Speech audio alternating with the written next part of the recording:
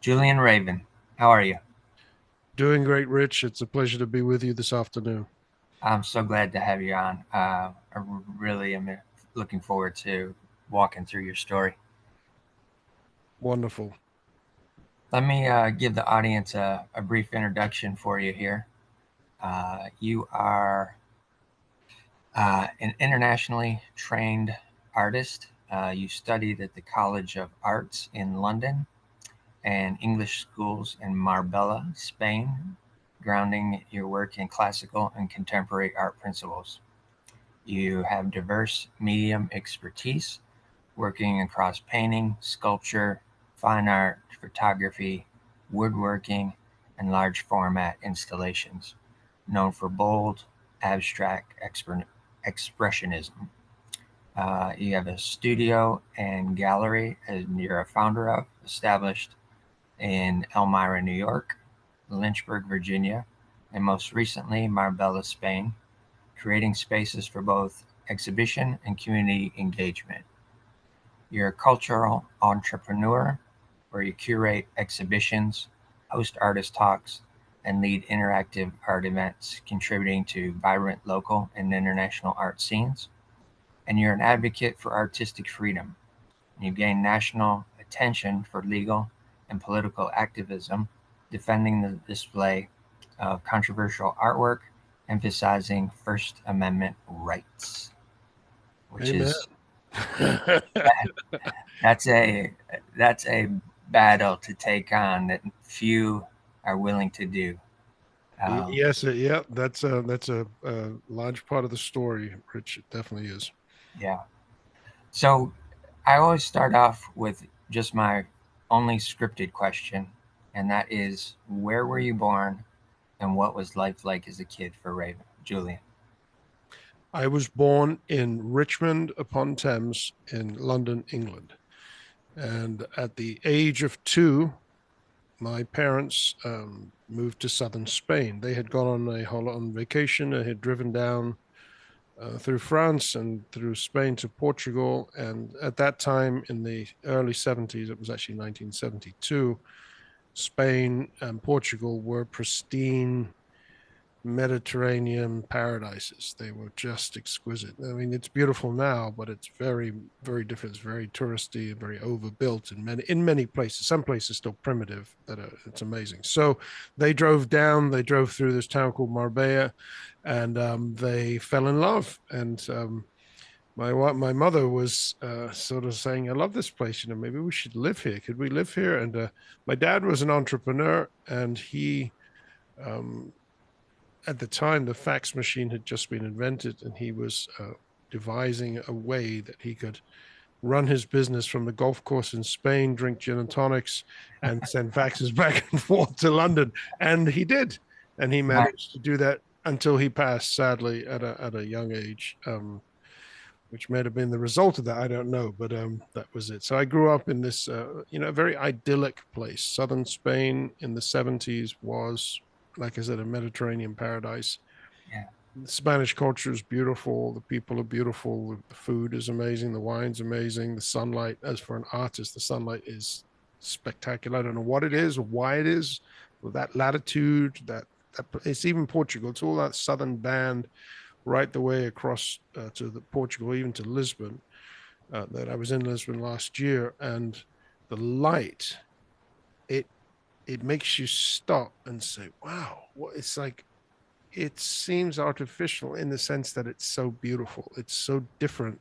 The quality of it, the tone of it, it's remarkable, and it's known for that. And when you go there, you really see that, and you're like, "Wow, it's beautiful." So growing up in Marbella was to me as a creative kid. Um, I was a seeker. I was always taking stuff apart, dismantling and investigating how things work. A nature lover. I was always out in nature. I was always turning over rocks and filling my pockets with creatures. My mother used to tell me little anecdotal stories.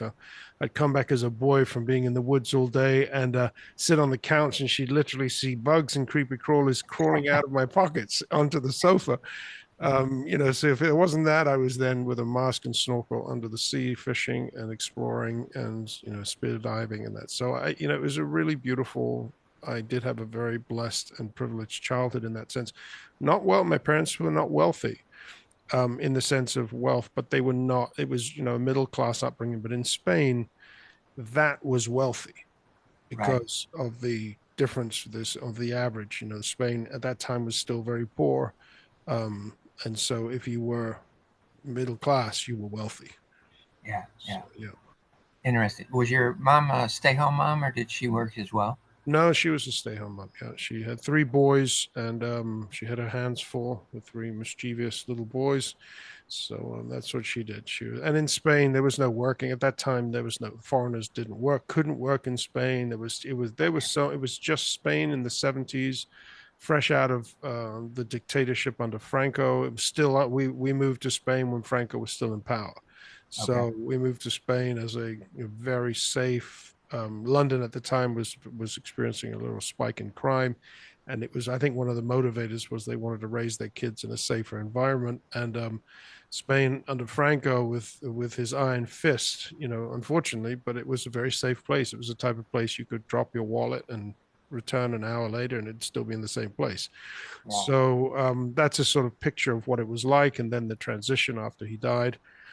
But for foreigners living down there, it was very, very difficult. It was so difficult that if you wanted to open a business at that time as a foreigner in Spain, and this is another good picture, the government forced you to have a Spanish partner who owned 51% of the business. Oh, wow. So you want to own a business? There it is. You have to have a Spanish partner. He's got to own 51%. Holy cow. But Wow. Spain has been a very oppressed people, sadly. But it's produced a very beautiful culture, and that's the interesting part about it. Yes, definitely, definitely. With your brothers, were they younger, older, One both? older, one younger. Okay, so you're right in the middle. Yep. Gotcha, gotcha.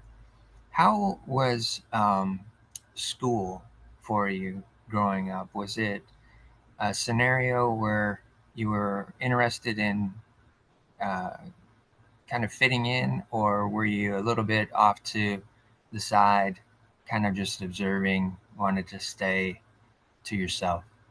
Yeah, that's maybe the better description. That's the latter part of what you said. I always, you want to try to fit in, but it's just life is, you just walk a sort of peculiar way. You're just, as a happy-go-lucky kid, if that's the case, you're sort of unaware a lot of the time, but then you realize, oh yeah, no, I was off to one side a lot of the time by myself as an observer, because I think that's part of the artistic gift.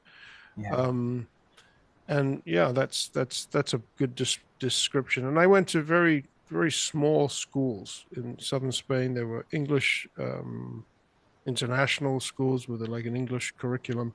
Okay.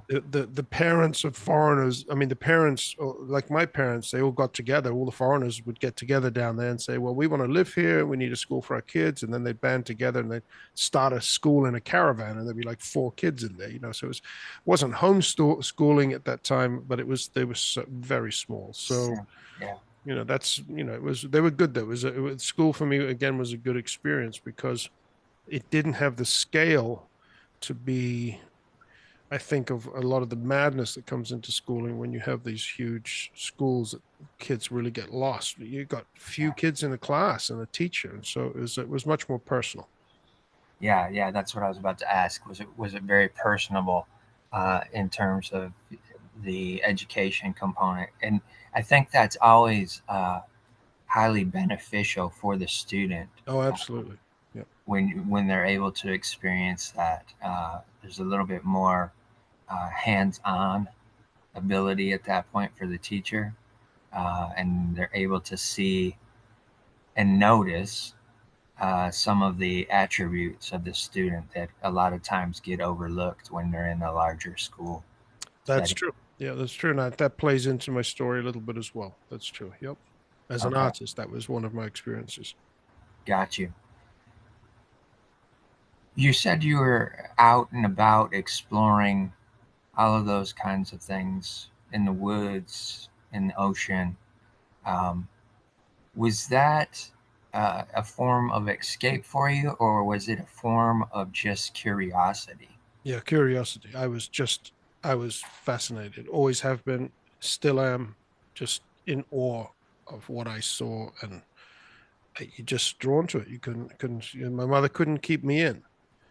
Yeah, I was gone old, and that again about the safety of Spain. It was a different world and a different time. As a boy, I was gone all day by myself.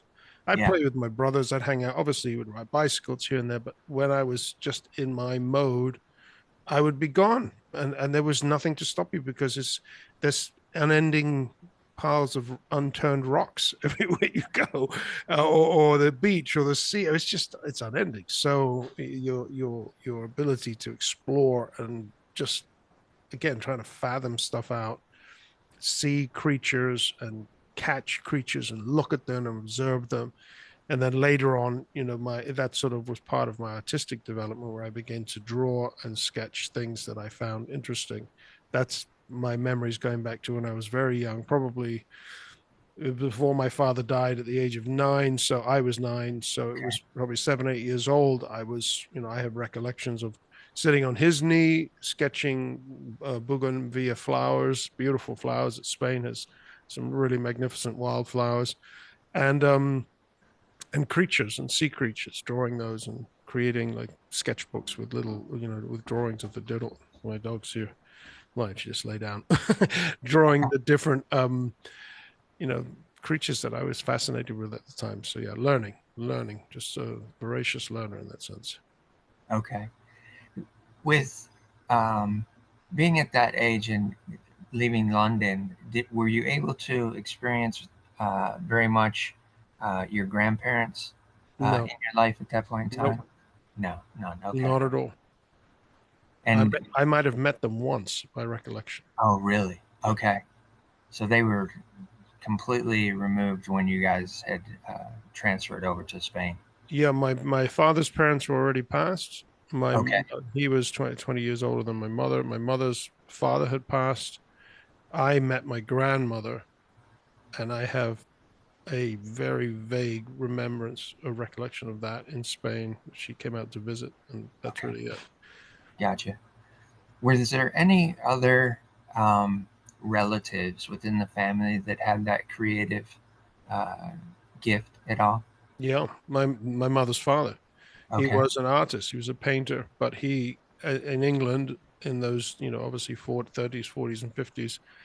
Not, I mean, I suppose it's the same today. Being an artist is just a difficult direction. So he was an engineer, which is also part of what I've been doing in my woodworking and cabinetry and design and all that type of the engineering side. But Okay. he was a painter, and at night he'd come home from working a full day as an engineer, and he'd go to art school and he'd learn to paint. And one of the funny anecdotes from his life, my mother would say, in very sort of traditional England, would be him coming, and they didn't. He wasn't painting from live models. They had like nude busts, and so he painted these large paintings. She said, and he was schlepping it back and forth on the bus, on the double decker London Right. bus with the large nude torso, and it was really quite a scandal in those days. And the other picture was, she said she'd come home and he'd be sitting behind. He was also very he must have been the introvert like myself, a highly introverted. He would be sitting behind art books when she came home. He'd be like buried and would look over the top and sort of say hello and then go back behind his book. So that was the grandfather on his side. My father's side, he was more the businessman and the entrepreneur. Okay. So that's the sort of where I got the business side from as well. Got you. That's very interesting that flowed down in that direction, and also too that he was introverted. Yeah. Um, I find many creatives, including myself, highly introverted.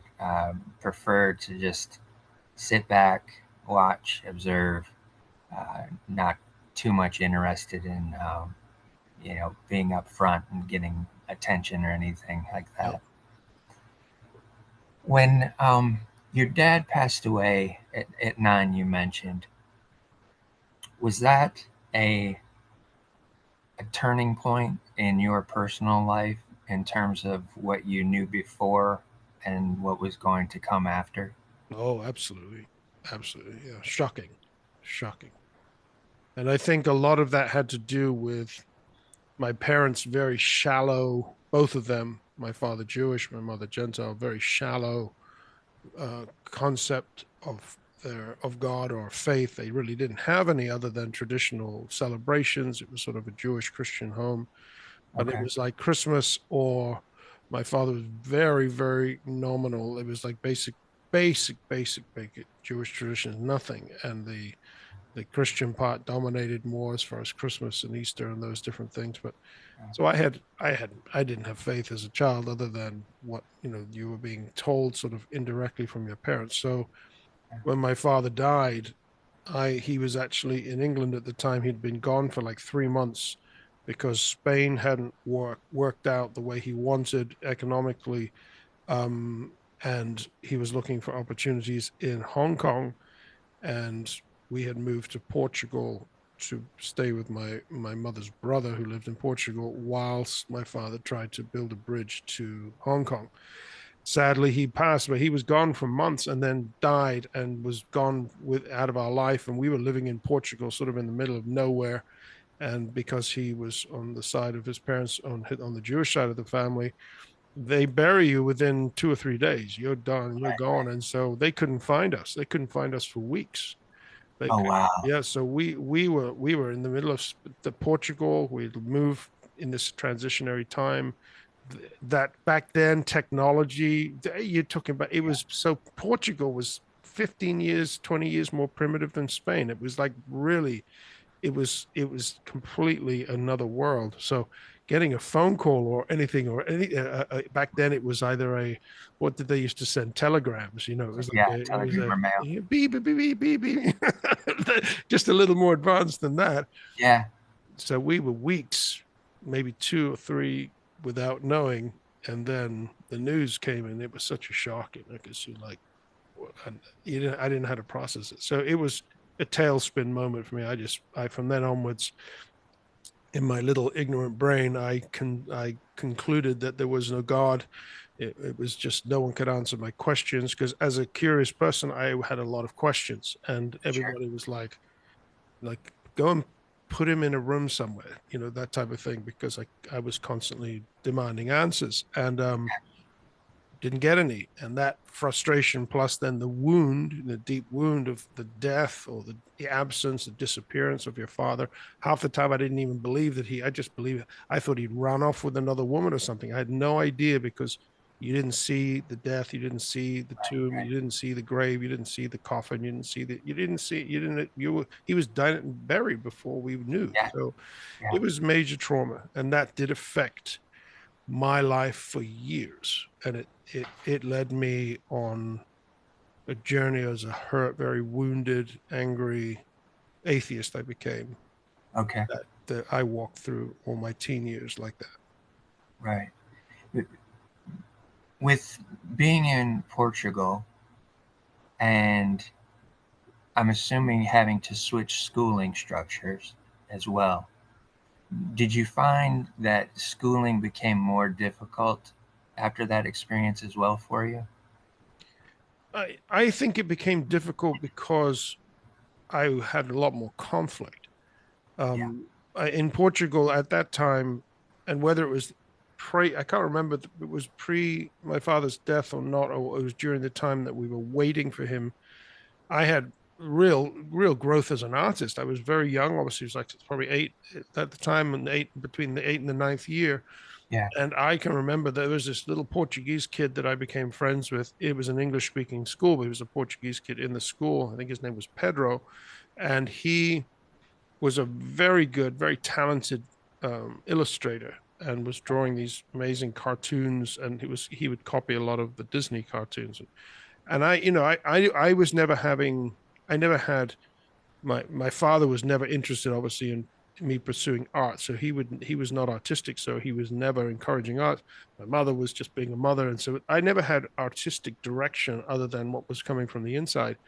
And Yet when I met this kid, I became friends with him and would hang out. This kid encouraged me. I started like imitating his sketches and his drawings of Donald Duck. I can remember, and I, he was very good. What I can remember for the age, I was just Yeah.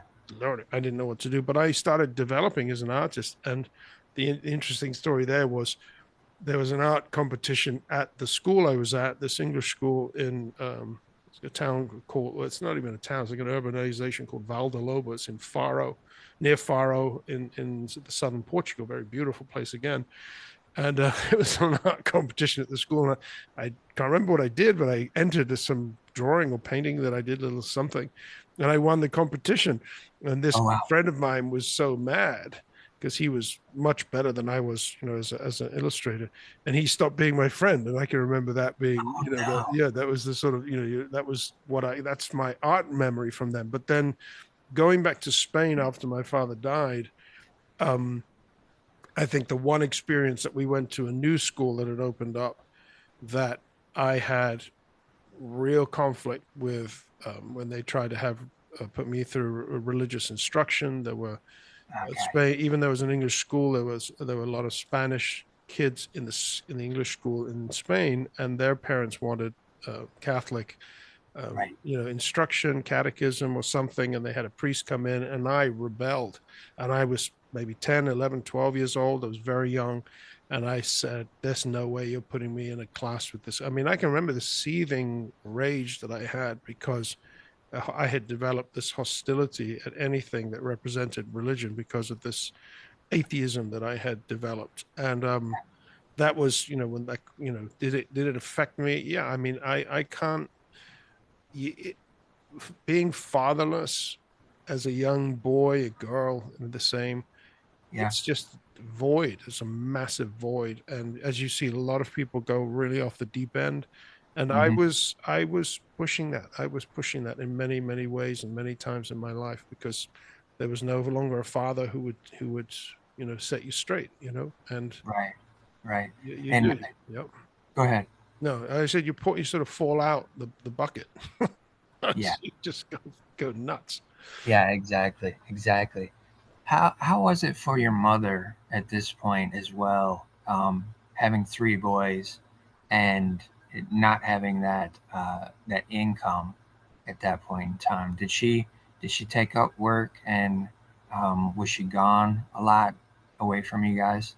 No, my father, being a businessman, running his businesses in England, he had properties that he'd bought.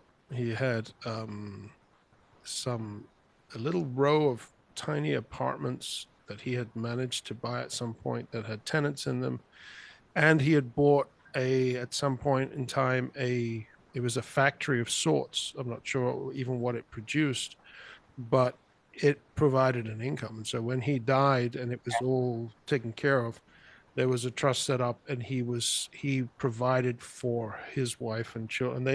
And again, the reason why we were able to live is because Spain was so cheap in comparison with Yeah. England. So the English pound went a long way in Spain. Right. And that allowed my mother then to be, again, still full-time wrestling in a foreign culture with, being single now, as she was a widow with three young and boisterous boys that we were. Yeah. Yeah. We were. Well, that was a blessing, um, Yeah, oh yeah. for sure. That his business acumen had allowed him to kind of establish that for you guys. Um, It allowed us to stay there because if not, there was no way she would have been able to stay. Because, like I said, working in Spain was just a hurdle for a foreigner anyway. So yeah. working in Spain, paying private tuition because the schools are private, having to come up with that and the rent or whatever it was each month, not gonna happen.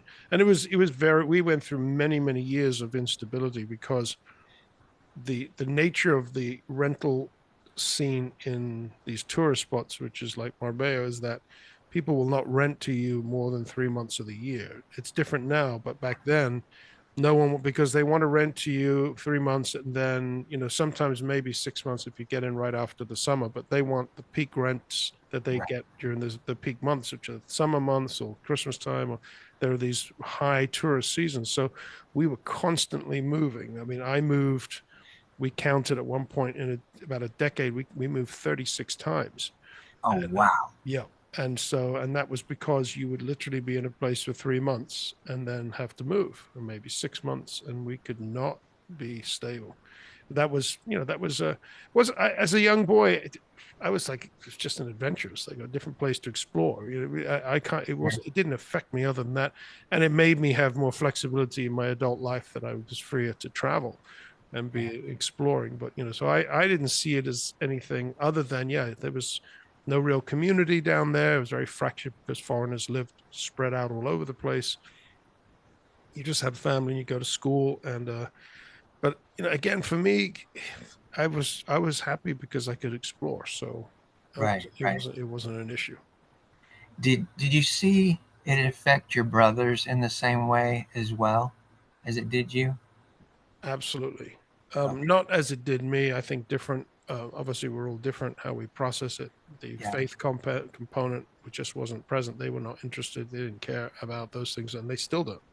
Okay. Um, then that, their life choices and what they ended up doing, they all went off the deep end like I did in that sense. I think a little earlier on, my older brother, he did as well. He was, so since I was more curious about things that they were not interested in, they were much more social, much more extrovert, completely, and people Yeah. and Yeah. friends and friend groups and all those things. They gravitated towards that wherever that was. So it made it hard when we were moving, if it was out of the area or a new school. We oscillated between these two or three schools. So that could have been different. But for me, I was like in my own little world. And so you just keep on, and it never was a problem going somewhere new. It was always exciting to me. Gotcha. With being back in Spain and being in this new um, structured uh, religious setting with school, um, did you find yourself less um, interested as well in the education component of it? And were the students and or the teachers, were they more domineering than what you had experienced prior? Well, yeah, the school had they had this priest come in and teach like a religious class. It wasn't a religious school. It was, Okay, got yeah. you. So it was like the parents of the Spanish kids, because Catholics they're very Catholic in Spain. Yeah, They wanted to have something for because their kids were not in the Spanish system that had the Catholic, teaching.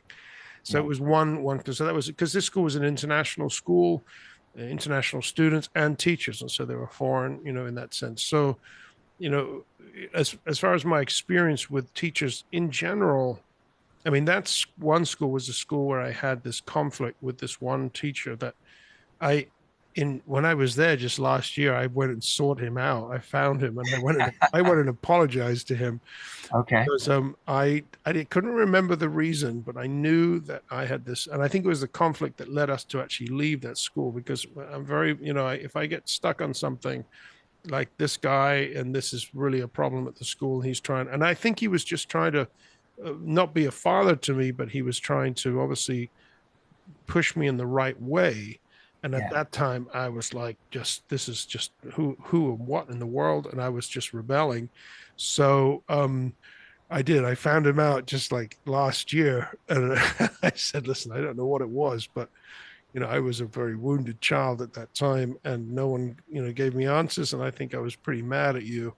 I was, for sure, I was. So, but yeah, in general, the life in Spain, the lifestyle, and even of the teachers, it's a special place. They're people that they're just, you know, I have very few negative memories from schooling, because it Marbella is a special place. It's really, people that go there, they sort of have the same mindset. They're not these. you know, institutional teachers that you'll find in the inner city or something that have just, you know, and you can have, obviously my wife's a teacher, you have amazing teachers everywhere, but you can have some that are very rigid or institutional. These people were had remarkable impact on my life. Um, and Spain contributed to that. And the next school that I went to after leaving that school, I think because of the conflict with this teacher, is where I met two other teachers who profoundly impacted my life, especially in the arts. That was just life changing. And so they were really, it just, it, there's some good people down there. And this is not a religious thing. And these people are spiritual. And they were just people that really wanted to do good to their students. It was a blessing. Yeah, for sure. So let's go there with those teachers. Um, the encouragement that you got from that. Did they recognize your abilities rather quickly? No, Encourage. because I was very confused. I Okay. was not pursuing art. I didn't, you know, I did wherever it was. If there was something, I would gravitate towards it, but I had no inclination. I was just like I was just Okay. Right. static. Right. So I was, you know, I can't, at the time when the moment really happened for me in this new school, and the professor, he's still alive today. Met with him too last year in Spain, which was great because he was had such a powerful impact on my life. And but he was the math professor, but also a great. He was a musician, a great guitarist, a wonderful, passionate guy. You know, very creative math teacher who I sucked at math my whole life. I could not add. I had numbers in me. I can do color and shapes and lines, but numbers just like Right. forget it. Well, he was the only person that helped me understand math enough that I passed the critical exam when I needed to pass it. So I was amazed. That was amazing. And because of this guy, so he was really special. And one day I was in the library and I can remember, I don't know what I was doing, but I was doodling. I wasn't doing, he said that he told me just recently, like what I was like in class. He said I was just always distracted. I was always thinking, I was always somewhere else. As part of, I had terrible grades. I was a terrible student. I couldn't focus.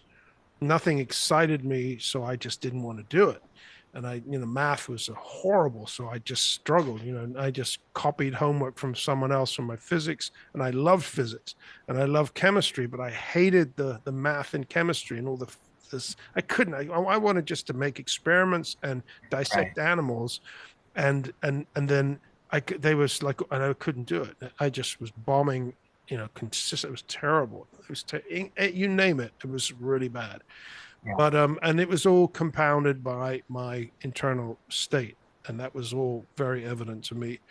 But the math teacher was in the library, and I was doodling, sitting there. Just I wasn't messing around, but I wasn't doing anything productive. But I'm just doodling on my desk.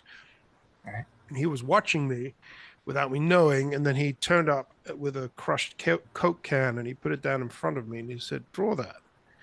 And I drew it.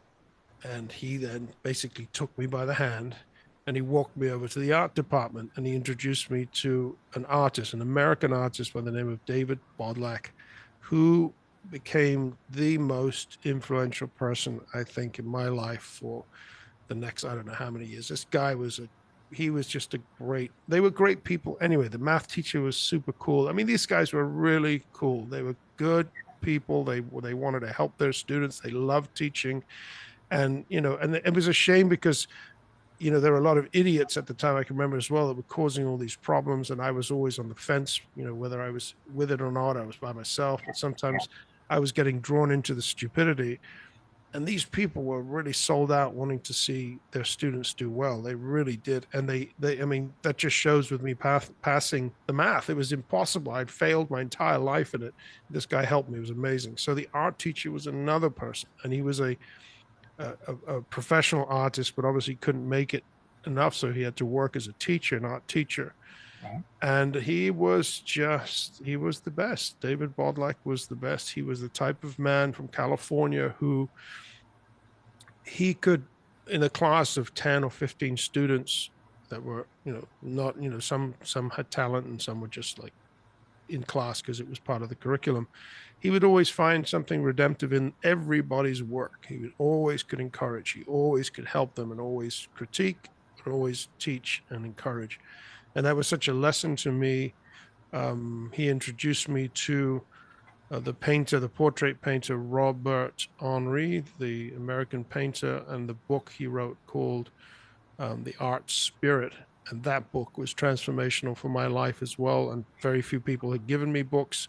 I wasn't a huge reader of books. I was more a reader of research and a researcher, researching books. If I did anything, it was like encyclopedias and that type of thing.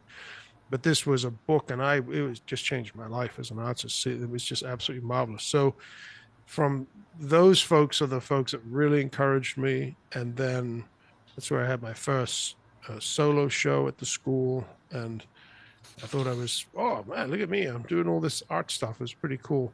And then before long, I was focusing on trying to get into the Chelsea School of Art in London, England, which is a very prestigious art school. Yeah. And I was like, oh, I'm going to go to the top art school. And, and I got rejected, continually trying to get in there. Oh wow. Yep. Wow. Did did that encouragement that you got from both of those teachers, did that subside some of the inner turmoil that you were experiencing as a kid at that point? Absolutely. Yeah, Okay. absolutely. Yeah, there was a good time of create because the art will do that. Now I know myself because I've seen it, used it, and employed it in other people's lives for that reason. Yeah. Art is medicine. When you're in a creative mode, if you can be snatched out of that destructive whirlpool, which I was in, they really snatched me out, and they were then affirming me and they were encouraging me, and it's something I didn't have. You didn't Yeah. have anybody in the arts, and these people now were like, "Yes, good, do that." And then you'd produce something, and they were like, "Good, very good. This is that." And I was like, "Wow!" I was like, "I'll do more," because then you're encouraged to do more because you're getting encouraged. Amazing. It's life is a fire, and Yeah. it's a fire of creativity that they ignited in me, and it absolutely dispelled that aspect of my struggle. It was always there because you're always going to be asking the questions, but it did for that season. um Before I went to art school, and then art school was a whole other ball game altogether. The Oh, Chelsea School, the famous Chelsea School of Art in Chelsea, London, in the yeah. UK. Yep. How many times did you get rejected before they allowed you in?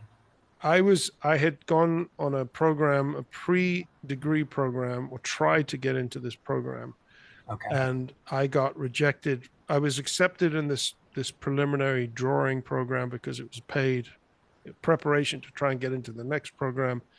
And it was a 2-year foundation course that and I'm trying to remember if there was another application because I applied to other schools, but I think that was later on. The Slade School of London, the Slade School of Art in London, they had the Royal Academies. Yeah, those are the top three schools. Yeah, I think the Royal Okay. Academy is the top school, or if not, it's the Slade School is the one, number one, and number two, number three is the Chelsea School of Art. So Gotcha. I had gone and applied for this 2-year foundation course, and that was a big no. And I think that I had applied, and this is what happened: is that I applied from Spain at one point, and then it was no, and Gotcha. then we moved back to England for a season to. My mother had gone back, or she'd sent me back. I can't remember the details, but I was back in London trying to get into these schools. Oh, I was back there doing that preliminary course. That's right. I was back there for like 6 weeks in like the Okay. summertime before the fall, before the year would start. And so I was there present, and I can remember then going to these interviews with my mother. She was the one that really did it because whether it was that first rejection that was from Spain, then we reapplied and went to this interview and then was rejected again. And somehow my mother was, she taught me a lot. This is where my mom's impact in my life, I think, was some of the strongest. Was that she was a very kind, helpful person, very kind, a servant heart. She really just wanted to see people wherever she was. It was mainly her ability was to make the environment, cook and make a beautiful meal and make everyone welcome. So very yeah, hospitable. yeah. But her personality, I think her strongest character attribute was that she was, when she wanted to do something, or when she needed was when it was wrong or something, she was very, very bold and insistent in just pushing through and not taking no for an answer. And so I can remember her with this. So I'm there, I didn't know anything. They're like, get out of here, and I'm like, all right, whatever. I'm just you just, Yeah. that's life. You have no recourse. When she's like, oh no, we're not going to take no for an answer. We're going to redo this. And somehow she reapplied for me, and she got me this 2-year course. She managed to get me on a 1-year version of it, or the second year of it, Okay. somehow, that she got round the system and she got me in. And I was like, wow. And so I had gone through this course. It was my degree would end up being 4 years, and this was now the first year of that degree. And Okay. art school was a real challenge. Was a real challenge for me. What was it?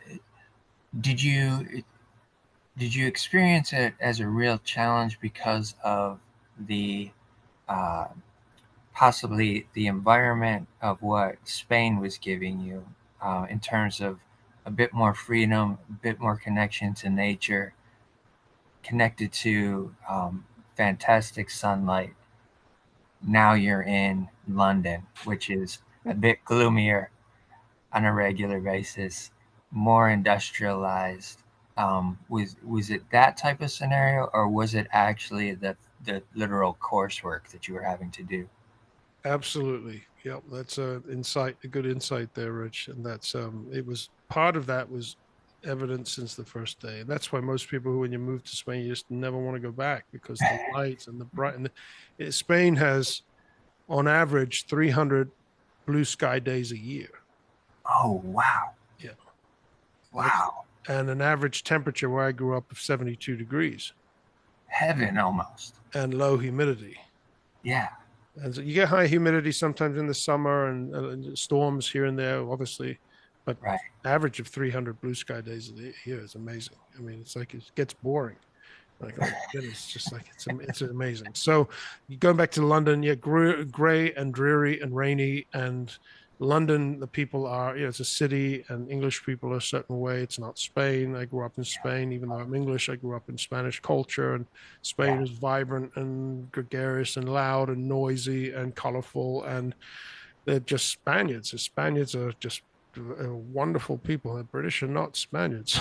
They're right. just, oh my God, it was so. And then in art school, and then coming from this wonderful Californian, encouraging art teacher who was just the most, it was just heaven. Then to these British, they were not all of them. There were a couple of guys that were really good, but in general, the rest of them had an attitude, and some of them were they were vindictive. They were either failed artists who would just take the opportunity to just tear into people's work, and not mine. I mean, I would have the interactions, but I would be standing next to someone who was getting the vulture like on his Yeah, shoulder, just like, and I wanted to punch them in the nose. And I was like, man, how could you just, I mean, they weren't just critiquing, they were like tearing people's souls out. I mean, it was that bad. And yeah, that environment to me,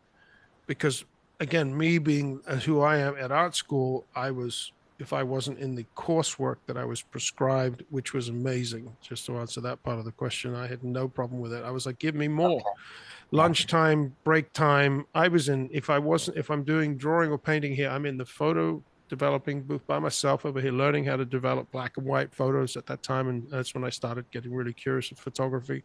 yeah, And then I was in the print room and working on etchings, or working on, I think at that time it was mainly etchings, but I got into a little bit of other print formats, whether it was lino cut and those things, but mainly etching. And just the process and the facilities and these massive buildings full of materials and machines and art tools. You're like, oh, I can remember working in plaster and wax, and then as far as sculpture is concerned, they took us to the Victoria and Albert Museum. Amazing museums in the UK have all these treasures, worldwide treasures. And they're like, I can't remember the theme, but I ended up building. And I think this is when I began to really become aware of, again, a lot of hostility, but and the envy. I think in the art world, there's a lot, there's a lot of Yes. ego and there's a lot of envy, and we all have to wrestle with that within ourselves. No one is exempt from that. But I was making these. We were sketching samurai, like, I don't know, 15th century samurai. Regalia. Oh my goodness, the armor and swords.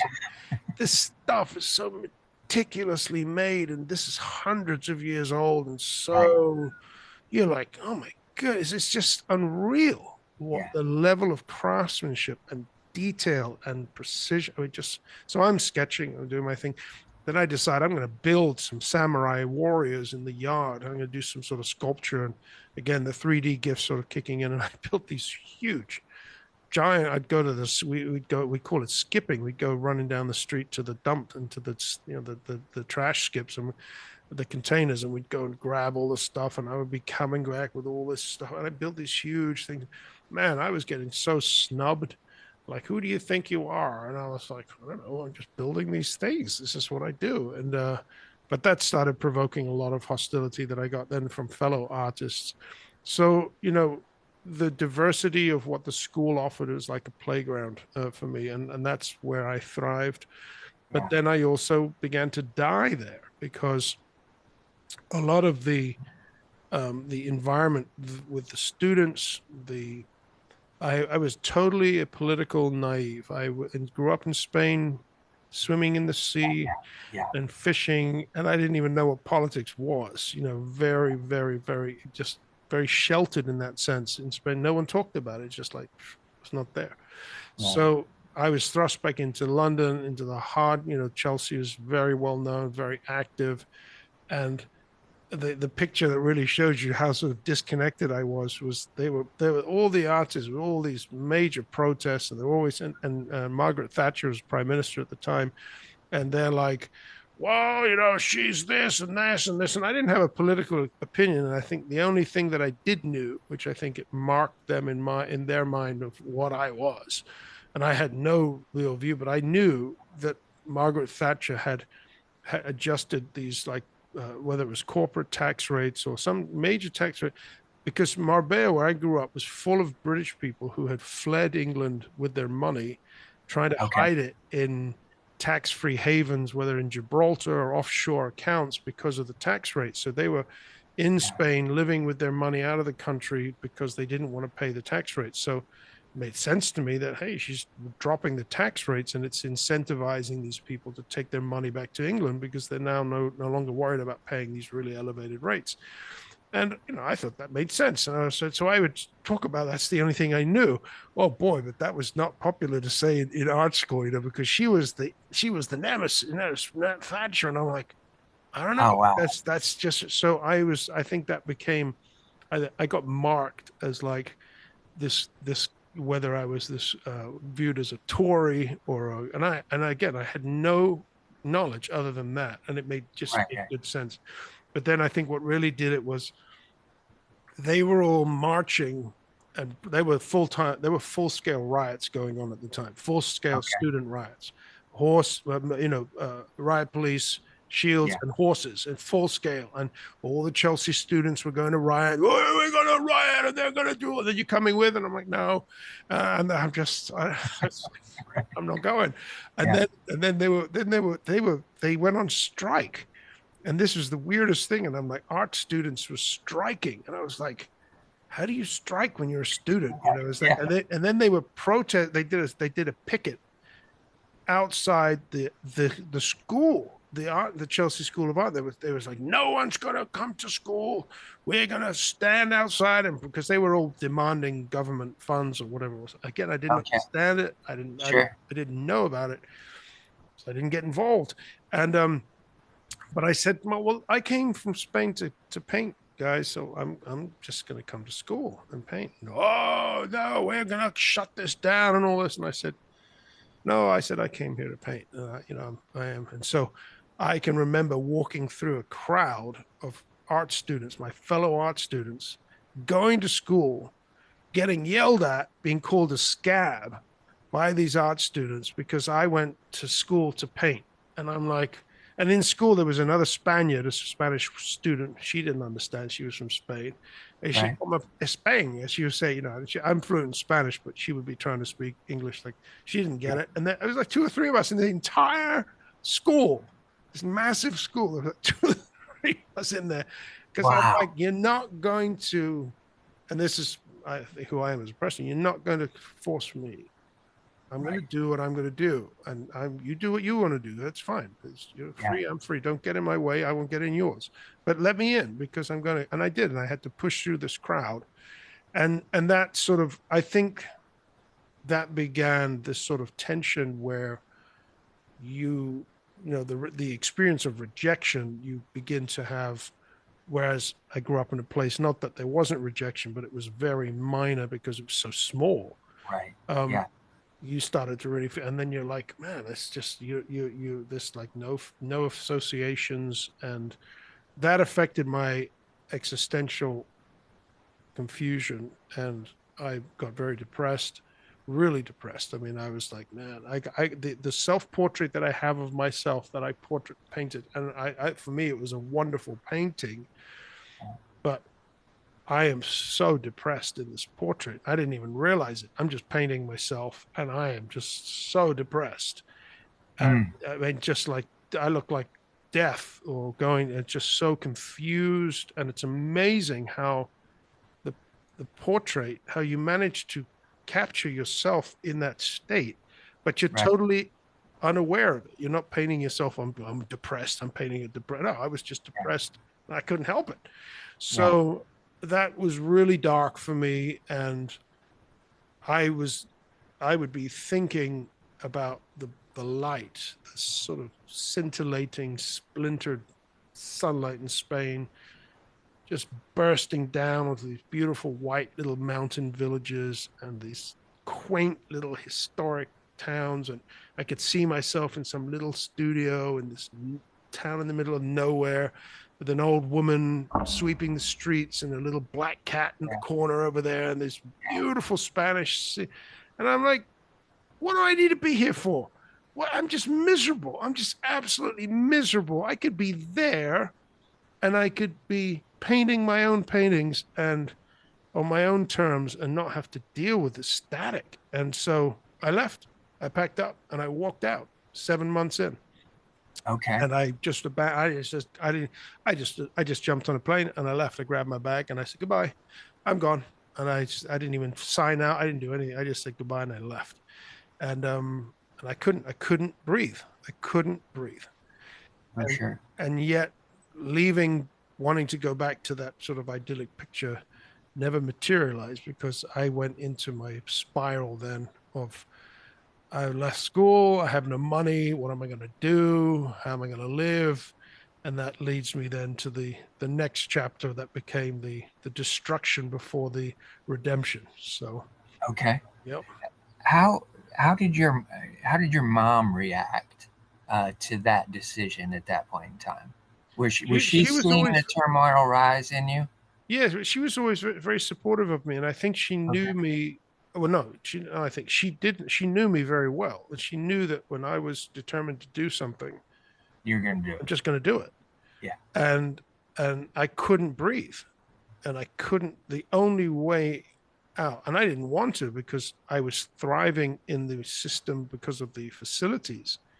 It was great, but I couldn't breathe. I couldn't, and it was that social setting. A lot of that had to do it, and then it was amplified in my existential question. Then, oh my goodness, I can't. I don't know the answers.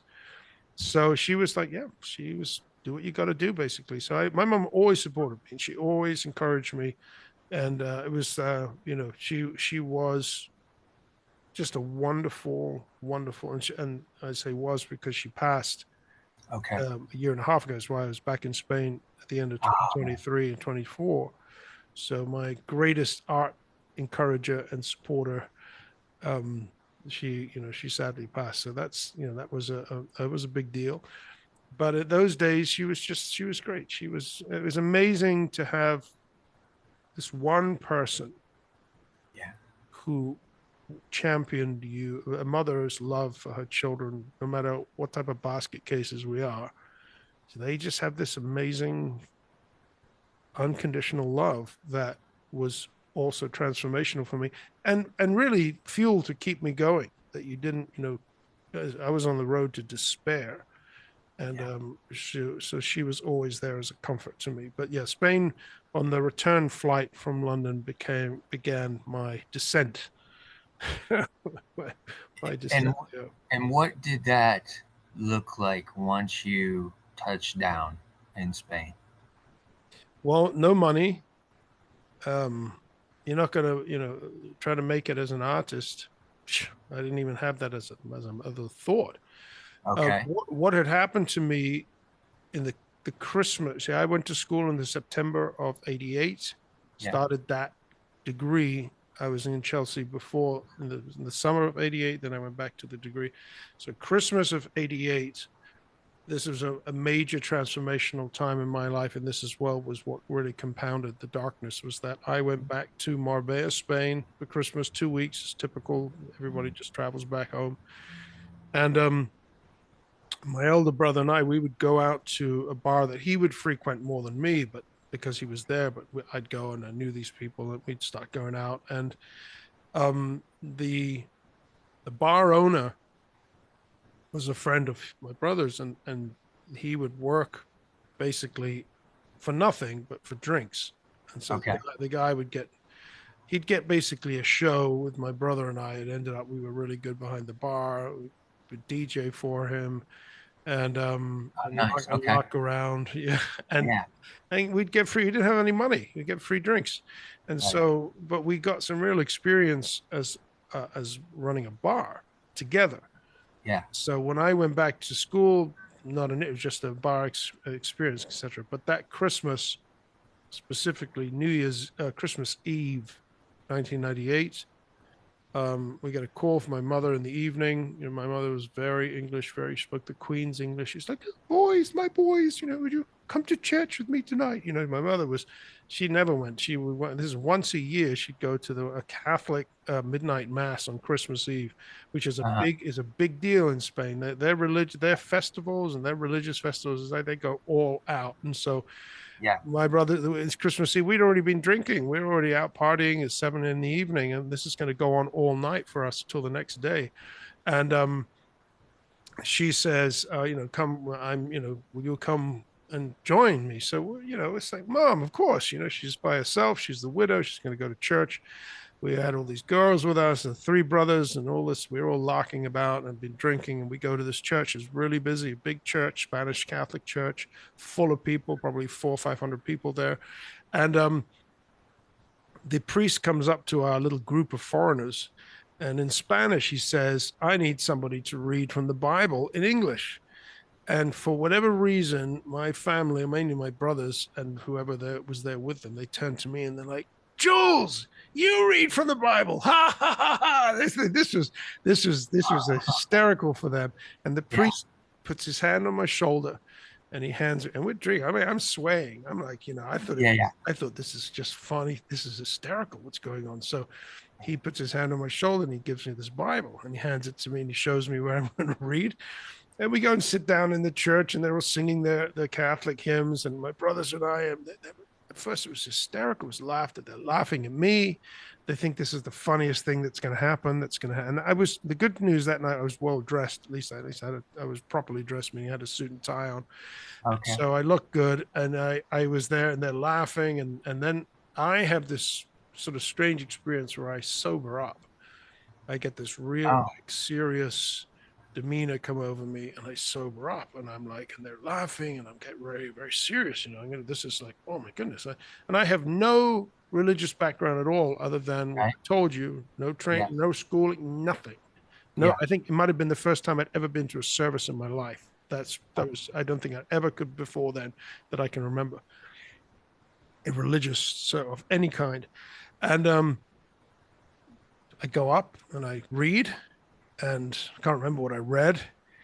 And then that night we are out in this bar. We go to the bar, and there's this big ruckus going on. Big fight happens, big fight, and it's always fights, but this was a big fight. It's like, so you knew it was a big fight when the crowd of people moved. It wasn't just a couple of people. It was like the Right, whole right, crowd would go one way and go back the other way, and it was like a big ruckus going on. And then, sure enough, the police came, and the police are in there, and it's like I couldn't even see it. I'm behind the bar and I just see bodies, and it's like right. ruckus. And so suddenly a guy pops up at the bar, and he's sitting there and he's all sweating and disheveled. He's like this, and I start mocking him. I'm like, dude, it's like it's Christmas Eve. I mean, can't you just like enjoy us? Have a nice time. And he got really offended. I'm trying to hand him some serviettes to wipe his face, and he punches me, just smacks me right across the bar, and I punch him right back, knock him off his stool. I just had this instant, and whacked him right back, and the police grab him, and they drag him off. And I thought that's it. Okay, so it's about 5 in the morning. The bars in Spain at that time would close at about 5 in the morning, and then you'd go to the discotheque afterwards, and then Okay. you'd be out to the sunrise, and you go have breakfast, and you go home to bed. And that's the type of that's Yeah. Spain. And so 5 in the morning, we're mopping, cleaning up the bar before we would go out to the discotheque, and no one around. Everybody left. The car park was empty, and I see a police car drive in, lights on, and it comes right by the front of the bar, and it pulls up right in front. And we're like, oh, wonder what they want. And they come in. They're looking around. There's 4 people in there: me, my brother, the owner of the bar, and a girl. And Yeah. they see me, and they're like this. And I'm like, uh-oh. And in Spain at that time, it's a little better now, but at that time, Spain is a very corrupt nation. And Okay. Yeah. it's, I don't think it's nearly as corrupt as South America, but it's corrupt. It's super corrupt. And the law enforcement is super corrupt. And you never want to have a brush with the law in Spain. You just don't. They're bad news. And so this is happening. And I'm like, uh-oh. And they take me out to the car, and there's 3 of them. And before I knew what was going on, I can't remember what was said. They stop beating me. They just bang, Oh my word. bang. And I look over to my brother. He's standing in the door of the bar, and I'm like, you better run and get my passport, because I'm thinking I'm going to end up floating in the sea. And that's the Right. type of thing you can just disappear. At that time, they could do something, you could die, and that's it. So I'm terrified, and they're beating the life out of me. They stuff me in this car. They drive me. I'm in the back seat between 2 policemen. Oh no, I'm in the back seat with 1 policeman, and the 2 are in the front. And the guy in the front's reaching over, and he's beating on me. I'm beaten, and I'm just getting beat, full beat, all the way to the police station, which was I think it's about 1,300-year-old castle in Spain, ancient building, the main castle of Marbella. Every town has like a main castle, which was the city where the town was built about. And the police station was in there, and it was like a dungeon. They took me down to the cellar. I mean, it's really just, I remember the echo of the nightsticks bouncing off my back Oh in wow. this stone corridor into Right. the dungeon. I mean, it was dark and scary, and I'm getting beat, and I'm just on adrenaline, so I don't know what's going on. I just couldn't believe what was happening. Like, you heard the noise before you felt the sting, because it just, Yeah. you're wired. And Right. I don't know how many hours I was there for, but they put me in a corner. They didn't process me, or Spain is just, it's not like this. And by 9 o'clock in the morning, I was sort of drooling in a corner somewhere. Like, I thought I was losing my mind, because I'm like, what did I do? I I thought I thought they might have been taking me to the station because I punched that guy or something. Maybe he pressed charges. I have no idea. Right. They didn't say anything. The police that brought me in just dropped me and left. And then it's as if the guy behind the counter realized, there's nothing here. And they took me, and they basically threw me on the streets. They just turfed me outside. My brother came and picked me up, and that was it.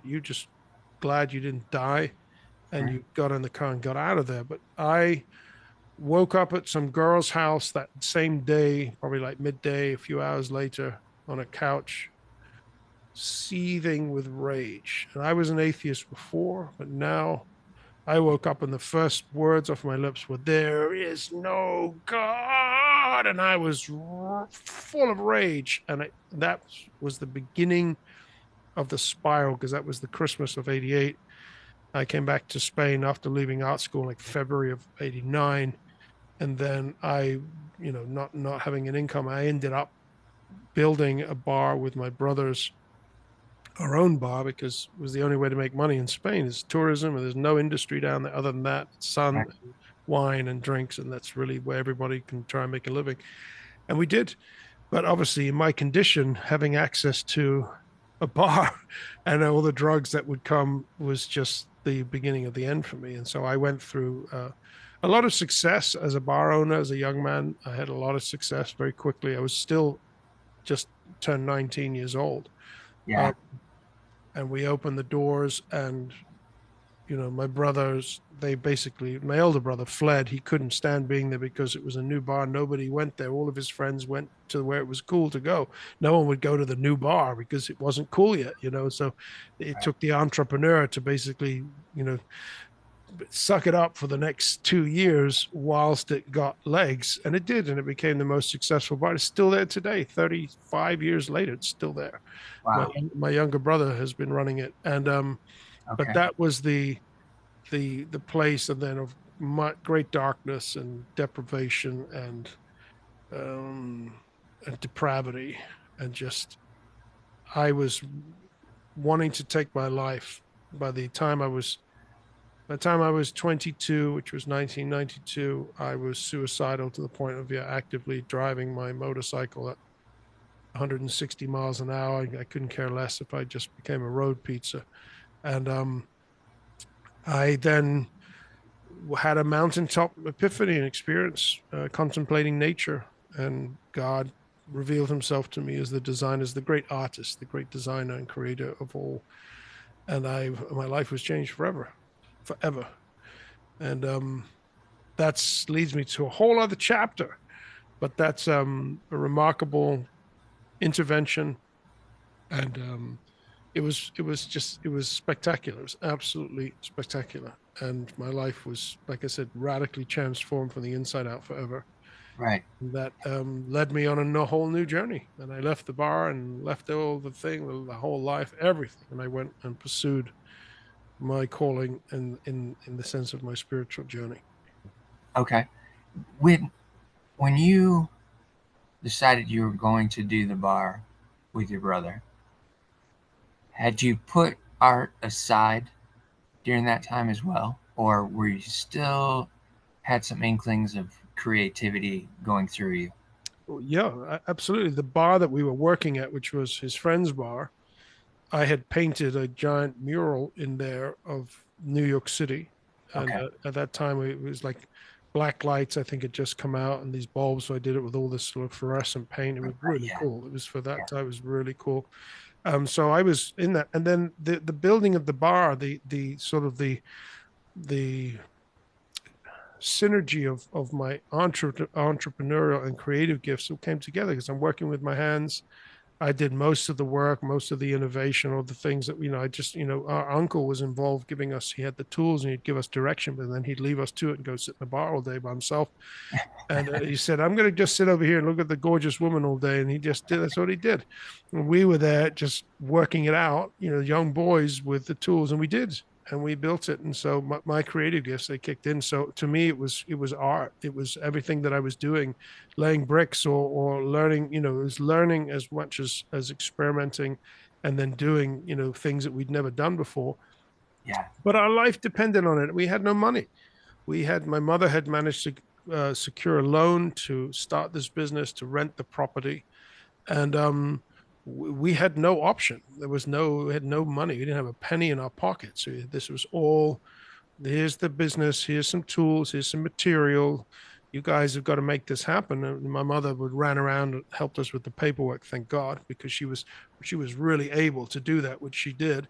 And that relieved a lot of the anxiety because of the again, the bureaucracy in Spain is just insane. Right. And this Yeah. again, for a foreigner open a business, it wasn't like it was in the 70s where you needed the partner. You could open your own business, which we did. Things Okay. changed quite a bit by then. This was 1992. Good. But just the journey of all the hurdles is very unusual because it is so difficult regardless of the you know those prohibitions in the past. Today the Spain is like a master of bureaucracy. The country is so crippled. It's so crippled by the most discouraging and prohibitive bureaucracy for business. It's not even funny to be self-employed. And as an artist, I was the last year and a half in Spain. You have to pay to be self-employed about $350 a month Oh, just to wow. be self-employed. So you have to pay like a tax to Right. the government because Yeah. you're self-employed, as if to say, we're going to pay you for what you may not get from us because we're not working for some company that you're able to really get us in the garnishing of our wages for it's unbelievable. I mean, you're talking about it's a as far as a political system, Spain is it's under a socialist government now. It's always ebbed and flowed, obviously, like most countries, but it's got just a punitive business system that makes it. What it does is it just creates the corruption because then everybody goes under the table, and Yeah. there's this double system. Everybody runs a double system there. They've got this sort of facade of legality that they're doing the minimum to abide, and then they have this whole other life. It just breeds corruption. The oppressive regulation just breeds corruption. So Yeah. my mother took care of that for us, which was great. We had this business going, and it just became for me basically the tool that I would try to accomplish my own demise through, because I could drink all that I wanted to and roll out of the bar at night, which I did. And Yeah. it became my profession to do that. And then the existential questions remained unanswered. The wounds were still there, just festering. And Yeah. the only solution that I saw was then to just consider taking my life, because I thought, why I came to had this remarkable conversion is I would end up always by myself in nature. I'd be sitting on the mountain. I'd be out at night on the beach, staring up at the stars. I'd be looking at just nature, and I'm saying, it's so amazing, it's so beautiful. I'll be just totally enraptured with awe at nature. And then look at my life. It's such misery and it's so painful. And all those people are, they don't care. And it's so gross. It's just, I couldn't understand the disconnect. And then I'd sit up there by myself, and then you're meditating. And so all of this exposure to nature's just speaking to me like this magnificence and this beauty and the light of the moon, full moon, the dark night bouncing and dancing on the surface of the sea. And you're sitting there, you're just like, it's spellbinding. And I was always in great confusion because it didn't make sense that nature could be so beautiful, but Right. humanity was so wicked and just so Yeah. ugly, and they wanted to do such ugly things. I used to stand up with my brother. Our friends would be gathered. Everyone was getting high, and we were smoking. And we were doing all this stuff, and we're sitting there, and I'd stand up, and I'd be like, "There's got to be more to life than this. I mean, life can't be this cycle of never-ending drunkenness and then hungover and then getting stoned all day and then drunk and hungover and stoned. And this is what we did. And this Yeah. is just garbage. There's got to be more to life than this. And they'd be like, shut up, Jules. It's like I was just eat and drink for tomorrow we are to die. It was like that was the mindset. Yeah. And yet my pursuit to unfathom or like I say, fathom the inconsistencies. Say, this is doesn't make sense. Right. It's got to be an answer. And nature was the only thing that made sense to me because it was true. It didn't Yes. shift. It was there. It was consistent. It was always there. And Yeah. the sun rose and the sunset, and it was magnificent. And the mountains and the sea and the fish and the birds and the trees and everything was spectacular. Even the human body. Yeah. and everything else was the reverse. So that was the witness that God was using, who would eventually reveal himself on the mountain as the great artist, the great designer of all things. I was like, oh, that makes a lot of sense. I'm an artist. You create stuff. It's like my little puny efforts. Well, look at this great work. And I was Right. contemplating an acorn at the time on a little bush on a mountain. And I was like in awe of Okay. this thing. And that's when I had this epiphany. So yeah, life changing. So, what's fascinating to me through your story so far is the the contrasts that you've experienced. Um, Being born in England, going to Spain, having most of your childhood in Spain, realizing the um, joy and freedom that you're experiencing out in nature, in the woods, in the sea, different things like that, to where you're able to kind of be one with that natural environment. And then the contrasts of having to go into these other situations. Um, and it kind of takes me back to the teachers that were able to kind of change some trajectory of your mindset. Absolutely. Um, and as you were talking about them earlier, what was going through my head was those were God winks that you were getting at that point in time that you needed. You needed that encouragement. You needed someone to believe in you for you to continue on. Absolutely. And then you're back in England, industrialized, structured, hardened uh, teachers for whatever reason, whether it's their own um, failure in art or their inadequacies that they're experiencing as teachers of art, and the hardship there, and you realize, no, I can't stay in this. I can't. This isn't me. This is not the environment I want to be in, as well as the political unrest that you're experiencing as well. And I thought that was fascinating that the students were saying that they were going to strike, which you don't usually hear the word strike from a student. You hear that from a worker, somebody who's in a job. So that was very fascinating.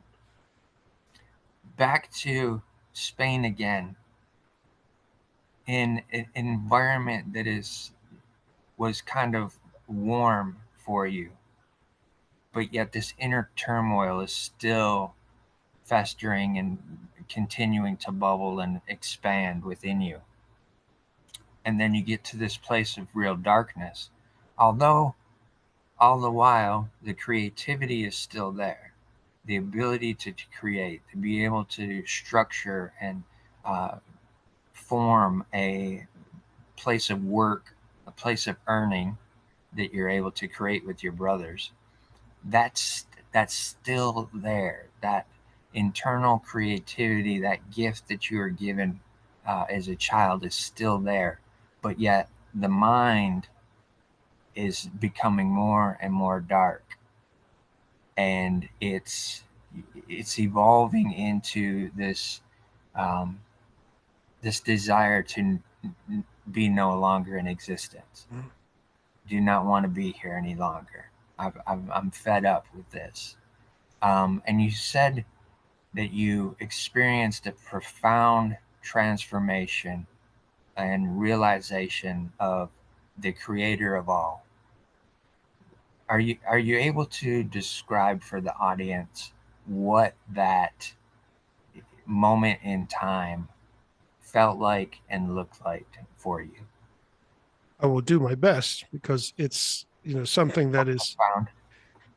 you know you it's obviously at the time it was completely foreign. I was an atheist. The idea of Yes. God to me was I had discounted years ago. There was just no way. I thought that if there was truth in the world, I thought that there may be some big conspiracy and they had sort of grabbed it all and bundled all the books up and buried them in the North Pole or something. So I was ignorant.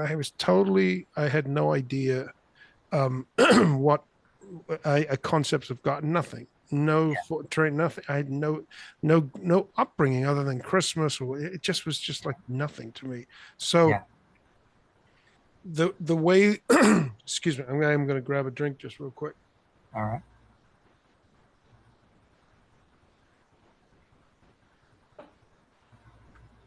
The way that I, best can explain it was as I was meditating I was sitting on this on the mountain behind my house, beautiful mountain called La Concha. It's a just magnificent piece of rock in the southern Spain. It's just beautiful. It's not massive to the point where you can't see it, and it's not small where it's just a hill. It's a real mountain, but it's like manageable. It's like you can walk Okay. up it in like 4 or 5 hours, in like a hot, steep walk with some little climbing. But it's a real mountain. It's beautiful, and I think what makes it special is because it is manageable size. And I would go up there often, and I had my little dog with me at the time, who also was divine medicine to me, because in my despair, I had gone to one of my bars, which was on the beach. It was a beach bar one day, and I found right outside the door of this little beach bar hut that I had, there it looked like a big dead rat, but it was a dog. It was a little terrier. So it Okay. looked like a big rat, but it was a little terrier, and its long hair was all it had been soaked, and it had sort of it looked like it stuck to the ground. It looked like it looked like a dead rat. And Yeah. ants all walking around. And so I thought this thing was dead. And the more that I looked at it, I realized that no, it might be alive. And I get some water, and I start trying to just give it a little bit to drink, a little, wet its nose. And before long, it's like, oh, his little tongue. And he's like, oh my goodness, it's alive. And so Right. you're trying to help the little thing. And within 10 minutes, this thing popped back to life, and it popped on its feet, and its little ears, and it was all scraggly, but it was like a little dog, and it had big holes in its neck. It had been like this Rottweiler had like tried to kill it, or thought it did, dragged it. Someone said they saw it being dragged through the sea and the waves. It was being shaken. This dog was shaking it. And so it ran off to die. I think dogs do that sometimes. They get really Yeah. wounded. They like run off into the bush and they just lie down and die. So it had run off to die right outside my bar. And but it came back to full life. And I was like, oh my goodness, look at the holes. Let's get it to the vet quick. I was on my bike and drive this thing, go to the vet. So I think it was like a Sunday afternoon. Emergency vet somewhere, and they took it, they shaved, stitched it up, and all this. And I rescued this cool little dog, when I used to come home and I was so depressed, it was so happy to see me, and I Yeah. named it. I didn't have faith, but I had a sense that it was a gift. I looked up and I said, "This is a gift from the stars. This is a Right. gift from the stars." It was the only way I could interpret it because I didn't believe in God. Right. So I called the little dog Cosmos. He was a gift from the stars, and he was medicine to me because every day I came home, he'd be happy to see me. He'd Yeah. be little wagging his tail, and I was like, "Oh my God, a little friend, a little Right. companion in my misery," and that really sustained me to this next season. Because when I was on the mountain by myself, the dog was with me. I'd ride my motorcycle, sit on the tank. It was small. It was a little. It was a Cairn Terrier, about this big. It's this little dog, Yeah.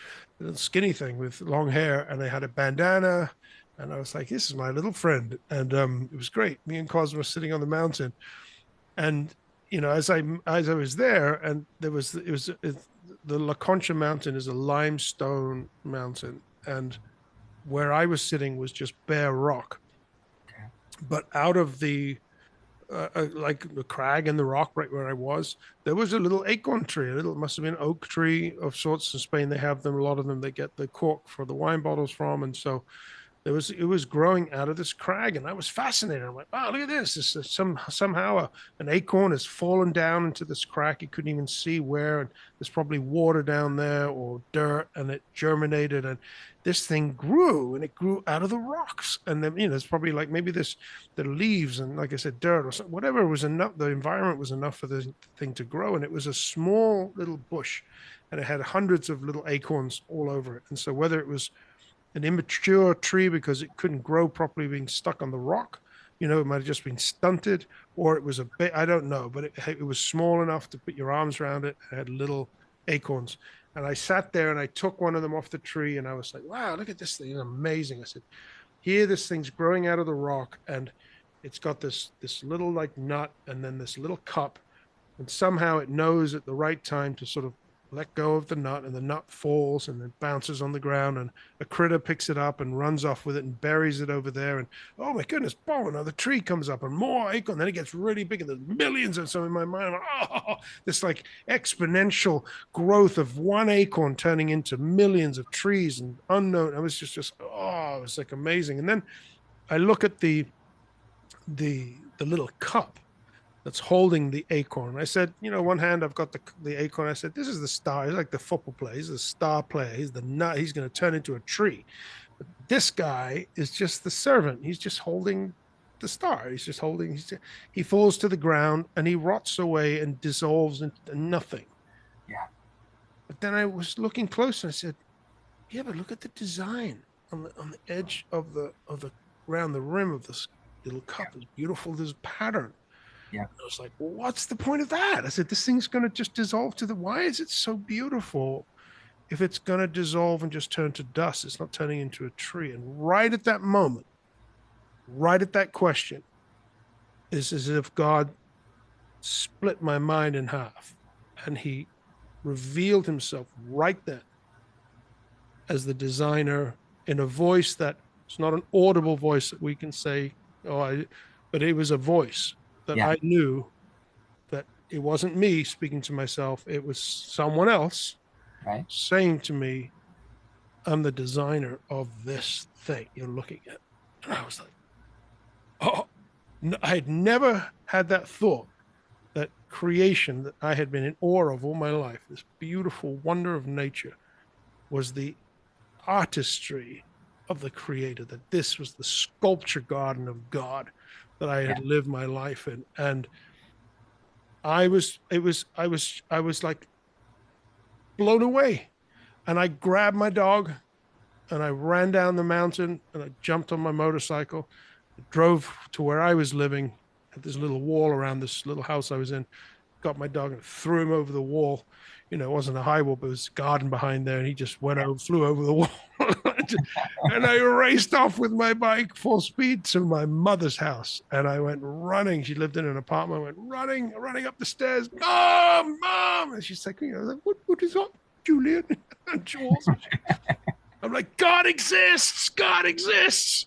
And she says to me in her very English, she says, well, I've been trying to tell you that for 22 years. Oh, she had faith. It was very shallow, but she had faith. And yeah. she always used to say to me to believe, and I would be, that's rubbish and nonsense, stupid. And it's just like, no one can even, I need a reason. I need reasons to understand and believe. I need to see, I need to it's got to make sense to me. Right. It made a lot of sense to me. Is God showing, yeah, I made all this stuff. It's like he's the artist and this is all of his stuff. It's like, it's obvious. It's all things made by something. Somebody's mind behind it, whether we create it as artists or whether God made it as the great creator. So that then, as far as how that came about, I was so open and hungry and desperate and really seeking. Like, you can see I was staring at this little cup. Yeah. Yeah. Someone answer someone make sense of this, because I cannot make sense of it. And God himself finally says, here, let me explain. Let me explain. Yeah. Bingo. And you're like, Shazam. And my whole life forever was changed. And that began a remarkable spiritual journey. Again, miraculous journey. It's been a wonderful, wonderful journey of faith. And at that time, I went from an atheist to a theist. I had not yet become a follower of Jesus. Okay. That's an amazing story. Amazing story. And it's fascinating to me that in the way you described it, it wasn't an audible voice, but it was an internal knowing that message was coming from somebody else outside of you. And it was a realization of a designer to an artist that, hey, I'm real. Been trying to get your attention all along, but now you've got to the place where I could actually speak to you and you would hear it. That's amazing. Um, from that point on, does that, as you were saying, it started a new chapter for you. Does that turn into a new desire to be creative yourself and amplify what you've been trying to do with your art career? Or is it more of the interest of, all right, I need to know more about this great creator? Yep, that's pretty much very accurate there. I'm really enjoying how you are piecing this together, Rich, and you're able to understand those dynamics. It's marvelous. It really is. And that's Thank you. exactly, yeah, that really it's a gift that you have. And it's really, really special because not everyone gets it and they can process it and actually return with an explanation. Because that's pretty much exactly it. My thirst and hunger for truth eclipsed my not desire, because I had an art studio set up in the house where I threw the dog over the wall. In my little house that I lived in, I had my art studio and I was producing. I was always producing, even running my bar. I was always trying to get back to my studio. I always wanted to paint. I wanted to get back and paint, create. And so I did. And it was nothing prolific by any means, but I was creating, I was doing this. And so, but once this epiphany happened, that for quite a season would eclipse my art because all I wanted to do was learn. And so, and that leads to this next chapter, which is then the beginning of a journey of then, okay, after this happens, I sat on my porch for days, if it could have been weeks. It was in September of 92. And again, the season had ended, the summer season, so it was very quiet. And that means the bar was closed Monday through Friday. We'd only open the weekends. So I had a lot of time to myself, a lot of time to sit around at that time. And now I'm in this mode. If this happened to me and by myself, it's not, I couldn't tell really anybody because I told my mother, but anybody else would just be laughing and mocking me. And they already thought that these guy's nuts. The bar that we opened and run was called Locos, was called Crazy. So any excuse that they could be like crazy. Yeah, he is. And then, so I would be sitting on my porch by myself, just like waiting. I had this sense, just wait. I didn't know where to turn. I had no idea how am I going to find out more? Who, Yeah. who, or what was this thing? What happened to me? No idea. No idea. And then I have this encounter where I'm sitting on the porch looking down into the courtyard and I see two people and they're going knocking on people's doors. No idea who they were. But I thought or sensed, I said, they are coming to speak to me. So I stood up and I waved them like, hello. And they quit. They made a beeline to my front door. Yeah. And I didn't know anything about them or who these people were. It turns out it's this group called Jehovah's Witnesses. No idea who they were. Okay. No idea. No knowledge. And they came and I started asking questions and they started answering some of my questions. I was like, wow, this is very interesting. So they began to visit my home and they they came this one time and they said, what we usually do is, we like to come and visit people like half an hour a week and, try to have a Bible study with them. I'm like, well, that's not enough. I said, because I was in the time I wasn't working. I had all week to myself. And I said, I'm going to come to your house 3 hours a day, Monday through Friday. And I want to really get to the bottom of this. And so they were like, so I turn up on my motorcycle and the biker turns up to this old guy's house. And I would spend 3 hours a day, Monday, Friday, burning up all their books, going through it all. And again, I didn't know who these people were, what they were. My mother at the time, she got wind of it and she goes back to some English church down there, trying to get this information on the Jehovah's Witnesses and this, that. I didn't know what they were, but they were Sure. the only people that were making any sense to me at the time. They were Yeah. there. This was what God was using. I had no idea. And that's a whole very interesting chapter of my life that ends with me being a missionary in Almeria, Spain. I had pursued the calling that came on my life. I went to the mission field again by myself, again studying the Bible by myself all alone. I had met somebody who had helped me understand it. Um, I I had this remarkable second experience, which was studying the gospel now of Jesus Christ. I had this conversion where I was born again. And again, I didn't know what was happening. I didn't, from the mountaintop now to my study, and I'm studying this, I had no idea. And I have this incredible encounter with God now. And I have this visitation of the Holy Spirit in this room by myself. And it was as if the scales and the blinders of this the spiritual environment that I was in began to come off, because now I'm reading and studying the Bible and I'm seeing all these contradictions, what I'd been learning with this group that I was affiliated with. And I'm like, what in the world? And then Yeah. I'm like, hold on a second. And I'm like, this doesn't line up. And, it's very important for me that things got to line up, make sense. And so it begins another great traumatic chapter in my life, because then it's then spiritual shipwreck that I have, because these people were not as nice as they presented themselves to be. And I had no idea about it, again, other than I would stand up and I was preaching, and I'd start preaching the gospel. I said, look, the gospel is by faith. It's by faith in Jesus Christ. And I said, you can't buy your way and earn your way, because they're all this like religious, very religious. It's a cult. It's a full blown, cult. Again, I had no idea.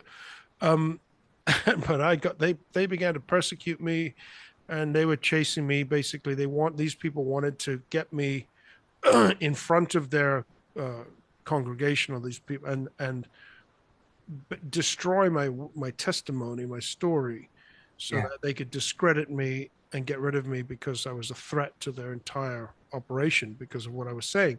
So I was like, well, before you can do that, I'm just going to write a long treatise exposing the lies that you're teaching, and sent it off to their headquarters, which is in Brooklyn, New York. And I said goodbye, and I got as far away from them as I could before they could really hurt me and do damage. It was already terrible what I had experienced. It was shocking. I was so shocked. And then that led me, as this remarkable experience as a Christian, someone who had come to this dramatic encounter with a resurrected Christ, that again, I'm all alone in my study, and there's no one there. There's no preacher. There's no one saying. I'm just by myself reading this book, studying this book, wanting to find out what makes it work and how it fits together. And it was so powerful. It went on for months. It was so powerful. When I had this experience of being baptized in the Holy Spirit, I didn't even know what it was. I didn't know what being born again was. I had no reference point. I had nothing. Right. Yeah. And I would be walking around and I'd be looking over my shoulder, because it was like someone's following me, or like with me.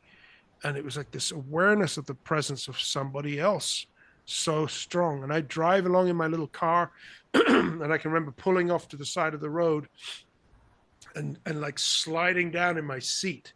And I'd be there lying down with the seat back. And I'm like, God, I didn't know the English term. I knew it in Greek because I was studying the Bible in Greek. The books that I'd got gave me the original scripture. It's called koinonia. And I'm like, oh, I'm having koinonia with God. I'm lying here in this like cloud of, the presence of God was so strong, overwhelming. Wow.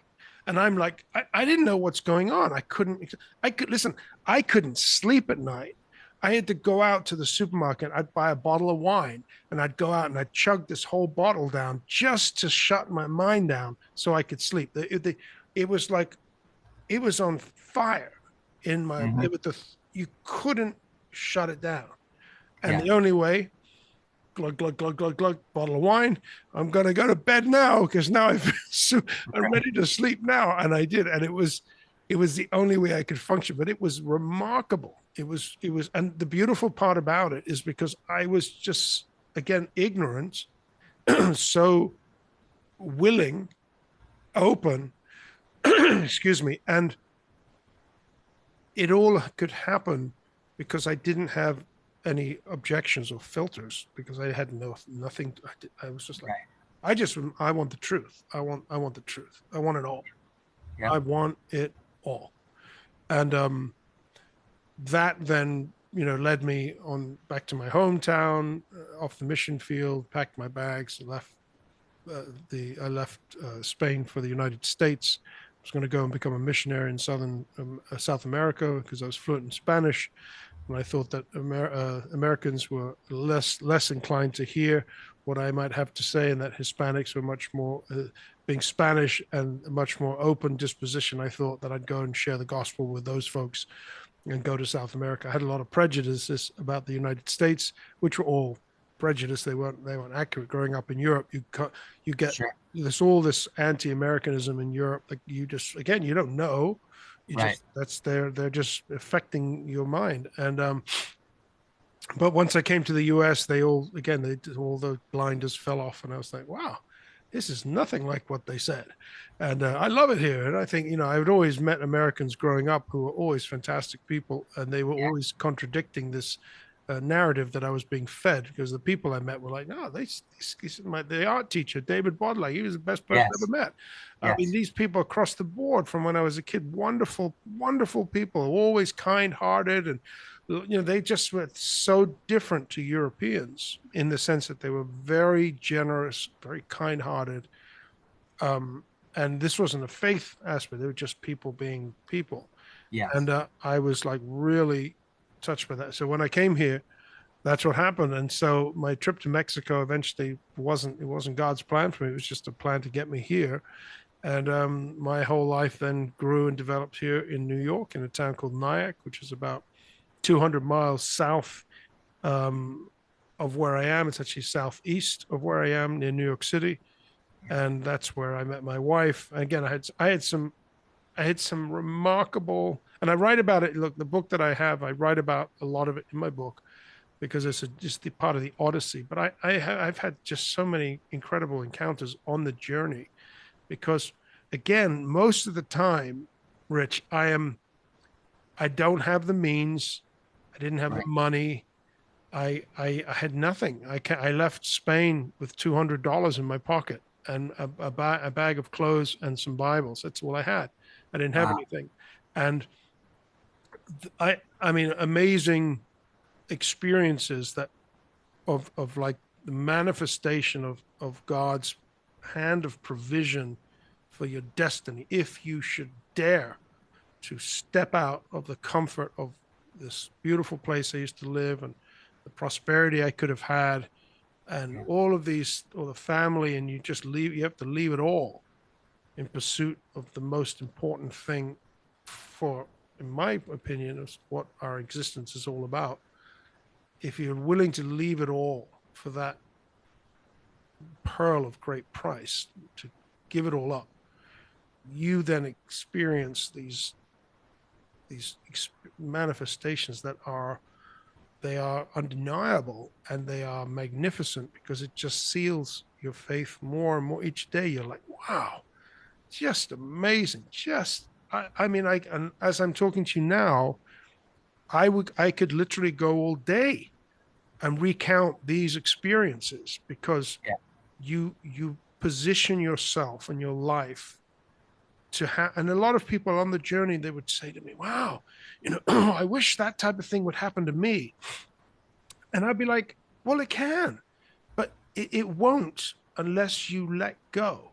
Unless you gotta let go.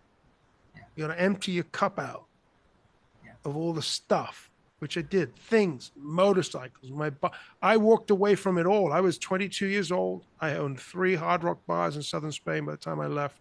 I had Oh, eight, wow. I had 8 employees. I had more money than I knew what to do with. I was making more money. I would find wads of cash in my pants pockets. Like, I was stupid. I had motorcycles and toy and all this stuff. And I lived in Marbella, Spain, one of the most sought after places in Europe, if not in the world now, to live in Yeah. Marbella. It was just like, And I walked away from it all. And most people are like, what? Why? Why would you want to do that? It's like, we spend our whole year working just to spend 2 weeks there. And you want to Right. leave? I said, yeah, but it's got nothing for me. It's not for me. And Yeah. and so what I would say to people, if you, and this may be for your listeners though, who you hear of transformational spiritual experiences, and you cannot have them if your cup is full.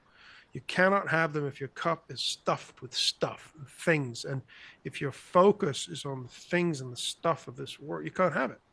You can't have both. You have to have an empty vessel that's completely empty.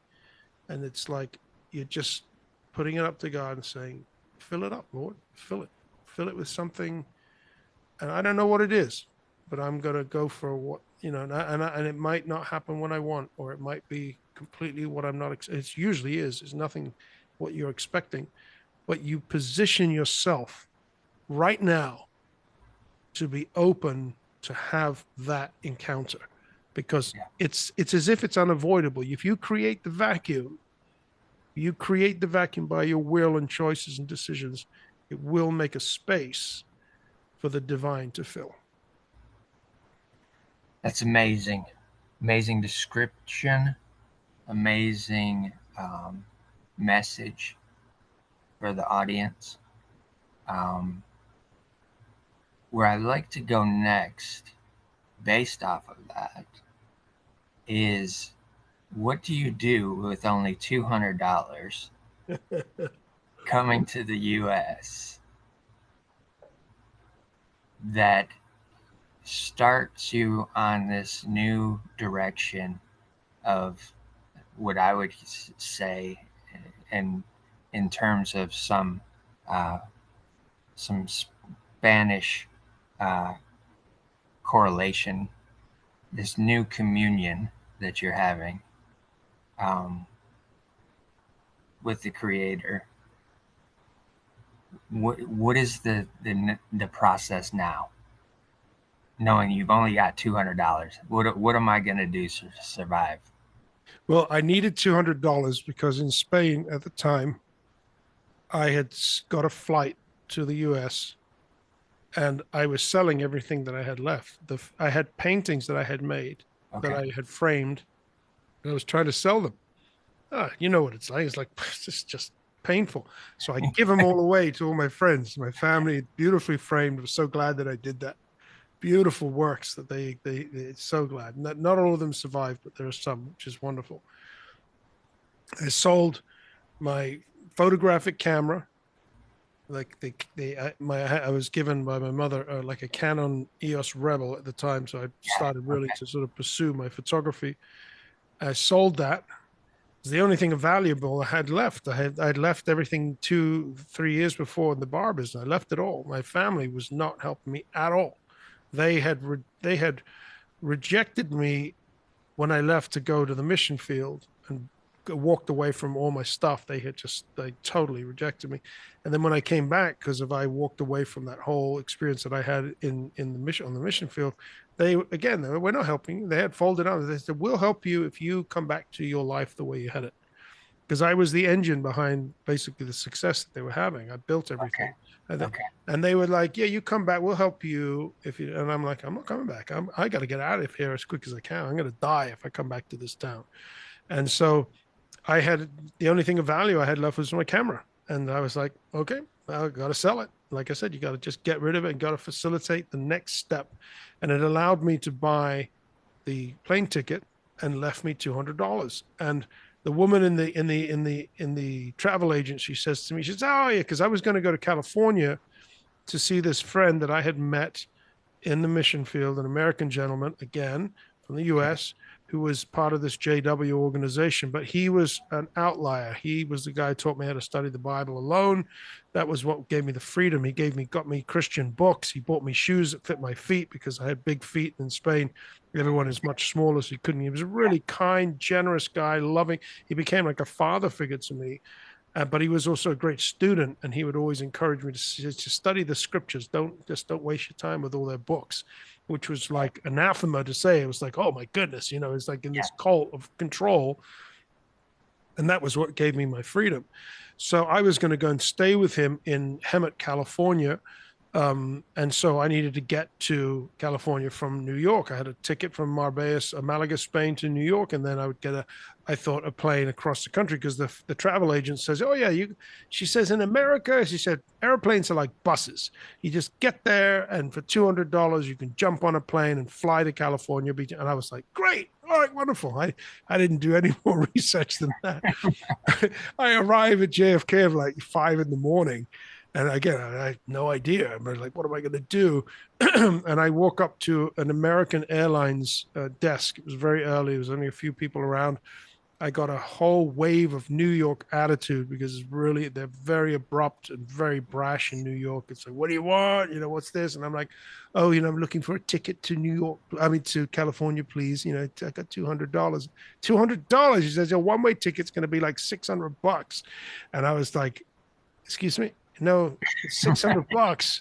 Yeah. I got $200, and I'm in New York, and I've got to get 3,000 miles. And I was stunned.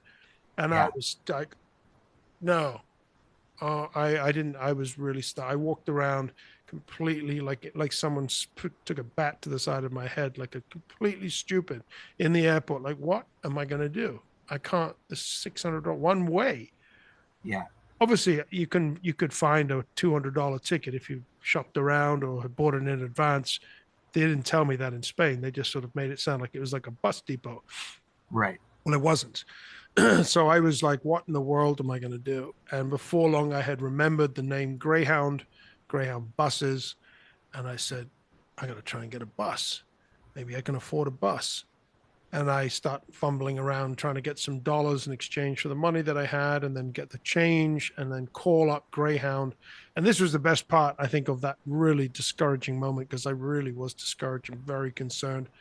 Sure. Um, and it sounded like some big black mama on the end of the phone, and I told her my story of woe, and she's like, Yeah. well, son, she's like, welcome to the United States of America, like this. And I was like, oh, that was the best thing I heard. It was so good. It was like a breath of fresh air. It was amazing. Yeah. And I managed to buy a ticket, a one-way Greyhound bus ticket from New York to California for $147 was the price of the ticket. And so I got a one-way ticket, and I was like, okay, I can get to California. It's gonna be 3 days on the bus, and that was an adventure all of itself. And Sure. I had then the balance left over that I could buy some food, and I was set. I was going to do it. So I made it to California and made it stay with my friend there. That didn't work out. It was all sorts of troubles that he was having, again, cult troubles, because he had come to very similar conclusions that I had, and he had began to share them in his circles, and he was this old respected guy, and they all turned on him. His wife left him, his sister left him, everybody abandoned this guy. It was total devastation what happens. And so he's living by himself in an apartment with no furniture, sleeping on the floor. And he says to me, oh, you can come and stay here. And so I said, well, I got no choice. So we camped out in his place, studying the Bible, trying to work out what's going on, what we believe. But he was in a bad way, and it was not good for me. It was going to drag me down into his darkness, which I was trying to stay afloat myself. So, Yeah. but it was the first time in Hemet, California, I went to an art show, like an art, festival that when this, like in a park or something, everyone's selling their paintings. Yeah. And it was the first art festival I'd been to. And it was the first place I met a woman who was a Christian and who was an artist. And it was the first time I met a Christian woman. And it Okay. was unbelievable, this just instant friendship that we had. And it was like, I felt like, this is great. This is sanity. This makes sense. And there was art involved. And so it was really good for me at that time. But that experience then collapsed because of my poor old friend, his collapse of his life. But right at that time, my mother had come to the United States with her long-term partner, and she was going to Connecticut to stay with his children, who were in Connecticut. And she was always, she was never impressed that I left, always very angry with me, very disappointed because she wanted her son close. And I'm like, sorry, mom, I just can't, I got to find my own way. Right. She was devastated by that. And so she was always plotting to see how she could get me back to Marbella. Always, I was scheming. Yeah. But I'm in California now. I have no money. I have nowhere to go. My plan to go to Mexico wasn't going to happen. I couldn't get a job as I thought. I was trying to work under the table and find some way to get an income. And in Little Hemet, the town wasn't really open to hiring people without paperwork. I tried to sort out my paperwork issue because my visa was running out. I then went to a lawyer to try and get an extension to I had a tourist visa. And he's like, no, I can't help you with that. He said, but I can offer you this. He says, I can offer you a full green card. I said, oh, that sounds great. Yeah, it's $10,000. He says, I'll get you a wife. I'll get you a wife, and you're going to marry this woman. You're going to live with her for like 3 to 6 months, and then get a job and do this, and then you divorce her, and you got a green card like this. Oh my gosh. I was like, what? That's like, I'm not going to do that. I said, that's not what that's not who I am. I'm not going to do that. And so part of my story, my journey is that I run out of status and I Okay. become an illegal, overstaying my status in this country. And that's another dramatic layer that couples with what happens to me. But I then go back to Connecticut because my mother does arrive, and she knows my situation. She's like, "Well, I'll pay for your bus ticket back to Connecticut if you want to come and stay with us." Little did I know she's trying to get me on a plane to go back to Spain because I have no money. Right. And she's like, "Oh, I got this guy. I got him. I got him." So I arrive in Westport, Connecticut, and I think one of the most transformational experiences that are remarkable in the sense of giving you the confidence that it's going to be okay, that God is with you, takes place with my Okay. mother that very same week or 2 weeks. I stayed with them for like a month right All right. before they went back. But right before they went back, this remarkable experience takes place. All right. You want to I'm hear ex- I'm excited. it? Yes, I'm excited.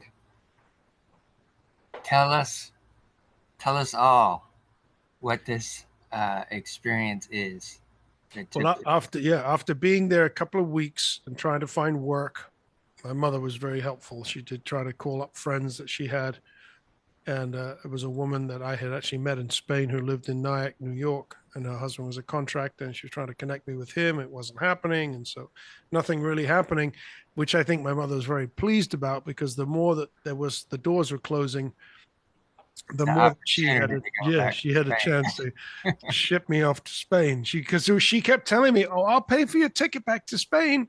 You Spain. got a free ticket back to Marbella, sunny Marbella." She'd be constantly dangling it in front of me like this. Yeah. And I'd be like, so then she said, "Well, I'll take you to New York City. Let's go and see." I'd never been, and we jump on a train from Westport, Connecticut, and go to Manhattan and 42nd Street Station, and we walk around and we're like, wow, this is an amazing place. I'd never been, obviously heard about it, but just mind blowing. The buildings, and it was a beautiful day, blue sky. But on the train drive ride down there, this was just such a marvelous moment. I have this. I remember this was the summer. This was like June of 1996. Okay. Is the no, sorry, yeah, June 1996. In the winter, in the Christmas of '95, I was still in Marbella, Spain, working at an establishment my brothers had. It wasn't the bar that I built, but they had opened like a cafe, trying to sort of have a alternate to the nighttime business. Did Right. food and burgers and that type of thing. And when I went back from the mission field, they were like, "Well, we'll give you a job. You can cook." And I went back and I was cooking for them in the kitchen, making burgers and stuff. And it was good. I enjoyed that very much. Again, you can be creative, very creative when you're cooking.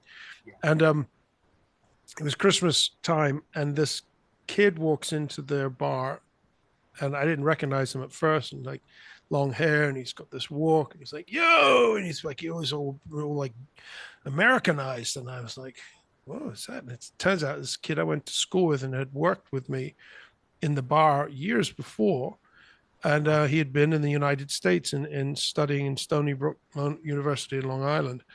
And I said to him, "Wow, that's great." He says, "I'm going to America myself in February." And he's like, "Well, pay me a visit." And he gives me a little piece of paper with his name and his phone number on it, All and right. it's in Stony Brook University and in Long Island, New York. And I thought, wow, I thought it was all the same place. So on the train ride now in June, so this is 6 months later, June, of the following year, I was going to New York, and I said to my mother, I said, I remember, I said, oh, we can visit Leandro, because I didn't think Long Island I thought it was all the same thing. Right. Right. And in my wallet, I had the little piece of paper with his name and number. And I was like, yeah, we can visit Leandro. And I had this in my mind, a clear picture of me meeting him. And I was like, oh, this is great. We get to New York City, like I said, I'm in awe of the buildings, just the drama of New York. Manhattan is really always just amazing to visit. And I get a burden to start looking for this kid. And I forget to even try to call him. My mother, you're so sort of taken by what you're seeing. But then I'm looking around in the crowds on Fifth Avenue. I start scanning all the faces. And I'm like, I'm looking for this kid, Leandro. I'm looking for Leandro. And we're walking, my mother and I walk from Central Park all the way down Fifth Avenue towards what was then the World Trade Center. And she's like, we're walking for hours. It's a long walk. And we're going along. And she's like, my feet hurt. Let's get a cab. And I'm like, no, we got to keep walking because I'm looking. I have this, for whatever reason, I get this burden to look for this kid in Yeah. amongst crowds of that. This is June in the summertime in New York City, and it is packed. Yeah. Man, Fifth Avenue is just a sea of faces, tourists and New Yorkers. Yeah. We keep walking, and I keep looking. We cross over. We end up on Broadway, and Broadway quietens down. There's like hardly any people on Broadway. We're walking down towards Washington Square Park, and three guys come walking towards my mother. She's walking ahead of me. It's like two Rastafarians in like green khaki fatigues and tea cozy hats and glasses. And then this in the middle, this little short guy with long hair and the baggy pants and glasses. He's got the walk and he's like, yo, and then walking up the street past my mother. Well, I walk straight up to him and I look him in this guy's face and I said, now that's Leandro in the middle of the street. Now he stands there with his glasses, and he remember he'd pull his glasses down like that. And they've been smoking pot in Central Park and in the Washington Square Park. They were all stoned.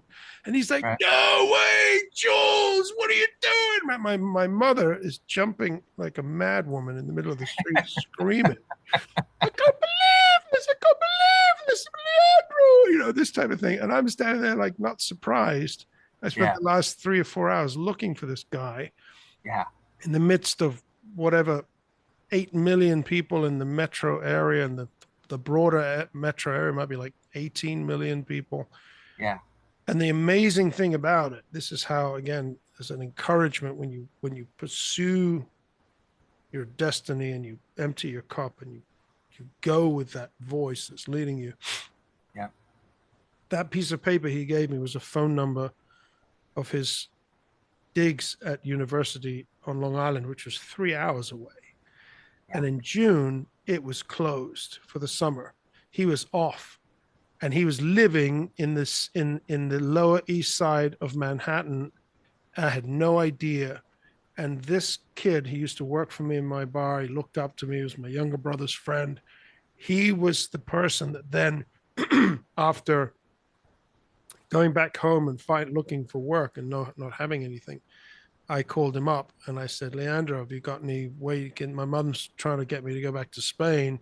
I got nowhere to go. And he's like, well, you can stay with me, he says. And he says, I got to ask my wife.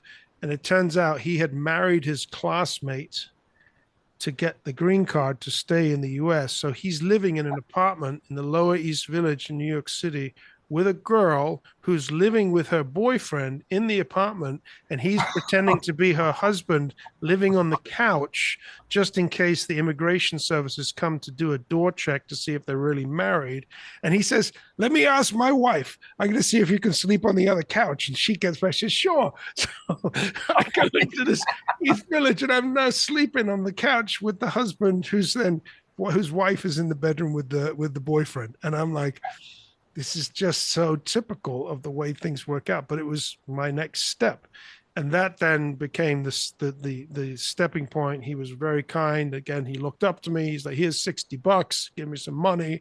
My mother gave me $20. She was furious that I was going to stay. She thought she had me in the bag. She Yeah. thought she's like, I said, Mom, I'm staying. And she's like, I'm not helping you. Here's $20. And it was enough to buy the train ticket one way from Westport to New York City. Left me like $12 to buy a sandwich and that's it. I didn't have anything, no more money. So he Wow. was very kind. He's like, here's $60. He helps me out for the next few weeks, feeding me and giving me a place to stay. While the people that I had originally mentioned that were friends of my mother from Spain that I grew up in, she was living in Nyack, New York, her husband being a contractor, they had said that they may have work for me. And 2 weeks later, they called up and said, yeah, we want you to paint our house. And I got a ride up to Nyack, New York with this friend of mine, Leandro. And I went and I then painted her house for the summer, and I stayed with them, and they found me a place to stay eventually. And my life in Nyack, New York took off, where I eventually meet my wife, go to seminary, try to sort out what I believed, get my mind straight as far as what the creed was, what I believed as now a follower of Jesus. And my whole life changed. I opened a business, a woodworking business, and this is again where the arts came into it, because Yeah. I met a guy at this church that I was at, really nice young man who had a furniture business. And he says, yeah, he said, painted furniture is really popular right now. And I said, well, I'm trying to find my way. He knew I needed work. And he says, well, why don't you try and paint this chair and we'll see what we can do. And I took the chair home and I did some flowers and antiquing, and I made the thing look, interesting. And it sold for like $200 or $300. And he's like, here's $150 to you. And I was like, wow. I was like, bingo. I was like, that's amazing. I said, you see little money come in when you have nothing. It's Right. really good. It was really a help. And then that seed then became what became my own business, where I would eventually open my own business by faith, not having any money, once again, just enough to pay the rent to this guy, getting furniture off the streets and trash day and painting furniture. And I opened a business that my wife and I would run them for the next 6 years, have children, and really grow in many ways in business, as well as, as an individual, as a husband and a father. That stage was fantastic. Nyack was a beautiful place to live. Antique town. There was a lot of wealth there. There was a lot of celebrities. And I constantly was trying to get back to the canvas. I was as I was painting furniture. Sometimes it was just painted red or painted black. Sometimes Yeah. it was distressed at an antique. Other times it was decorative and make something artistic out of it. So I would be like trying to paint furniture with art and trying to do something, to the point where when I was painting furniture in my spray booth, and there'd be like splattered paint all over the floor, I'd find myself staring at the floor like, whoa, look at that. There was like this amazing composition of just totally random paint splashed on the floor. So I'd get out my jigsaw and cut the floor out, and I'd be sticking it on the wall. Like, look at that. That's a painting right there. And it constantly was drawing me back to the canvas. I couldn't stop thinking about it. And yet I wasn't able to paint because of the pressure of running a business, and the money. Nyack was extremely expensive. The rent was huge. Living above this, it was huge. We had a huge overhead, and I was just strapped every day, just in this constant, struggle to survive economically, just to pay the money to sort of keep the business open, the employees, and this. So I couldn't. You couldn't create. You couldn't. Right. Couldn't be the artist. And then that would all change with a call to ministry to upstate New York, Nyack, where I am right now. I mean, Elmira, New York, where life would again take a major change. for the better in many ways, and also for the worse. It became a real crucible of trials and tests for me. Um, but after being here nearly 20 years, because that was in um, 2006, I believe it is when we moved up here, Okay. 19 years. Oh, that's my dog. What's up, Luna? After 19 years, I'm in my art studio now, and I'm very blessed. I have an amazing space because property prices in upstate New York are very affordable, and the property that I bought was very affordable. It had these brownfield contamination issues that weren't a problem to use for for. I got to just deal with my dog. She's got some drawing pins she just knocked over. But the point Okay. I'm trying to say is that, again, seeking those silver linings in the midst of what people don't see, the artists, we can see sometimes very differently to how other people see. I've Right. had this building now for like 11 years. It's 6,000 square feet, and it's a massive Oh, wow. space, and it's a playground for an artist.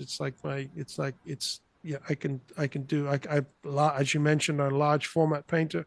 I can paint huge paintings. I can do small things. I have woodworking. I have metalworking. I have my photography. I mean, I can do what I want, Yeah. and it's affordable. It's not because I have made huge money, or it's not that. This building cost me virtually nothing compared to what it's worth, because I took a risk buying it and did the research and found out what most people didn't do, were afraid of, and it allowed me to buy it. And so, that's my story in many, many ways, that you manage to, if you want to put it in a term, succeed in that way, but not in the way that most people are thinking. It's not because of any means or finances or economy or what, nothing. It's faith and pursuit of your destiny, having an empty vessel that allows all of these things to happen. And then years later, you look at your life and you're like, wow, I got a beautiful wife of now nearly 26 years and three wonderful grown young adult children, all wonderful. It's a blessing, and the fruit of all this struggle and hardship and perseverance is then revealed, and you're like, you know what, you might not have what everyone's saying you need to have. I don't care about that stuff. The Yeah. things that I really care about, I do. That's what's most important to me. On that note, I'm going to pick up these drawing pins before she eats one. Hold on one second. That is exactly what I'm trying to do, extract the gold. Um, one of the things that you mentioned earlier was the fact that being in New York was part of a crucible experience for you. And one of the things that I'm seeing as well as part of the story is this, and I think many creatives go through this and experience this, is this periods of where there's lots of accomplishment and success and sustainability, and then there's this other part where there's just nothing and we're trying to just make ends meet and get by to the next day, that kind of thing. What did this newfound faith and belief do for you in the support of this crucible experience that you went Well, into? the truth is that my faith is what's brought the crucible experience, because Okay. the Christian faith, in essence, is all about a cross of suffering. And in order for God to change us, you see, this is the difference between what I view as a living, vibrant relationship with a living God, personal relationship, rather than religious form or religious obligation, and conforming your life by your will to a certain set of precepts and do's and don'ts, which religion prescribes. All religions prescribe that. God's mechanism for change, we not that you don't aspire or don't try or don't change your efforts or your habits because you know what you were doing before was negative and this is a better way to do it. But the internal change of the human heart, the internal rewiring of our minds, and the thinking and understanding of the conforming of our character nature to the image and likeness of Christ, is not something that can be accomplished through human effort or human will. that's where religion is a poison and a curse, because people think it's about, oh, look at me, and it's all performance, and I'm just, it's like an act, it's like being the putting a show on. It's the furthest thing from the truth. And the truth of the matter is that if you truly embrace the cross, if you truly embrace the journey because you really want what you have found, it's going to cost you everything, and it could cost you your life even, Yeah. but it will cost you everything that is an obstacle to you being conformed and transformed into what you want. Yeah, I don't want to be the way I was. I want to be changed. I don't want to think like that. I don't want to react like that. I want to be patient. I want to be long suffering. I want a character that is kind. I want to be gentle. I want to be understanding. I want to be right. I want to be just. I want all the character attributes of God that are revealed. May have little spatterings of them here and there, little, because we're in his image and likeness, but we have a lot of barnacles on the boat, a lot of stuff that's got to come off. And the process, the crucible I had prayed for, and this was the sort of the schizophrenia of the faith experience that I have had, meaning you, out of one corner of your mouth, you're like, yes, I used to pray, oh God, put me in thine holy mortar and pestle and grind me fine, and then reform the dust into something wonderful and all this. And then at the other corner of my mouth, I say, yep, I'm going to do it my way. And I'm going to do this, and I'm going to do this, and I'm going to do it like this. And you're basically saying, yeah, it sounds good. My prayer sounds really good, but I really do not want the process because it's going to be painful. So I'm going to choose. I'm going to have to let my dog in a second. I'm going to have to choose to go another way with my own imagination on how I can make myself appear to be so much more special and spiritual, and all this the pride that we all bear in our human hearts is so awful. And God said, yeah, but that's just nasty. And you're like, yeah, but look at me. And he's like, yeah, well, I'm going to deal with me. I'm going to deal with you. And I'm going to put you in the crucible because that's what you wanted. And that's the only way to get what I want for you. And Yeah. you don't at first, you don't skip into it, suffering. I'm going to go let Luna in a second. Hold on a second. Okay. Pick up on Yeah. suffering. 1 second. There you got that there. In order to attain to the transformed life, the real transformation that we want in one way, but we don't in the other because of the pain component, God is going to lead you into it anyway. And you can always choose because he doesn't force anybody, but you are invited into a fellowship of the sufferings of Christ that are brutal.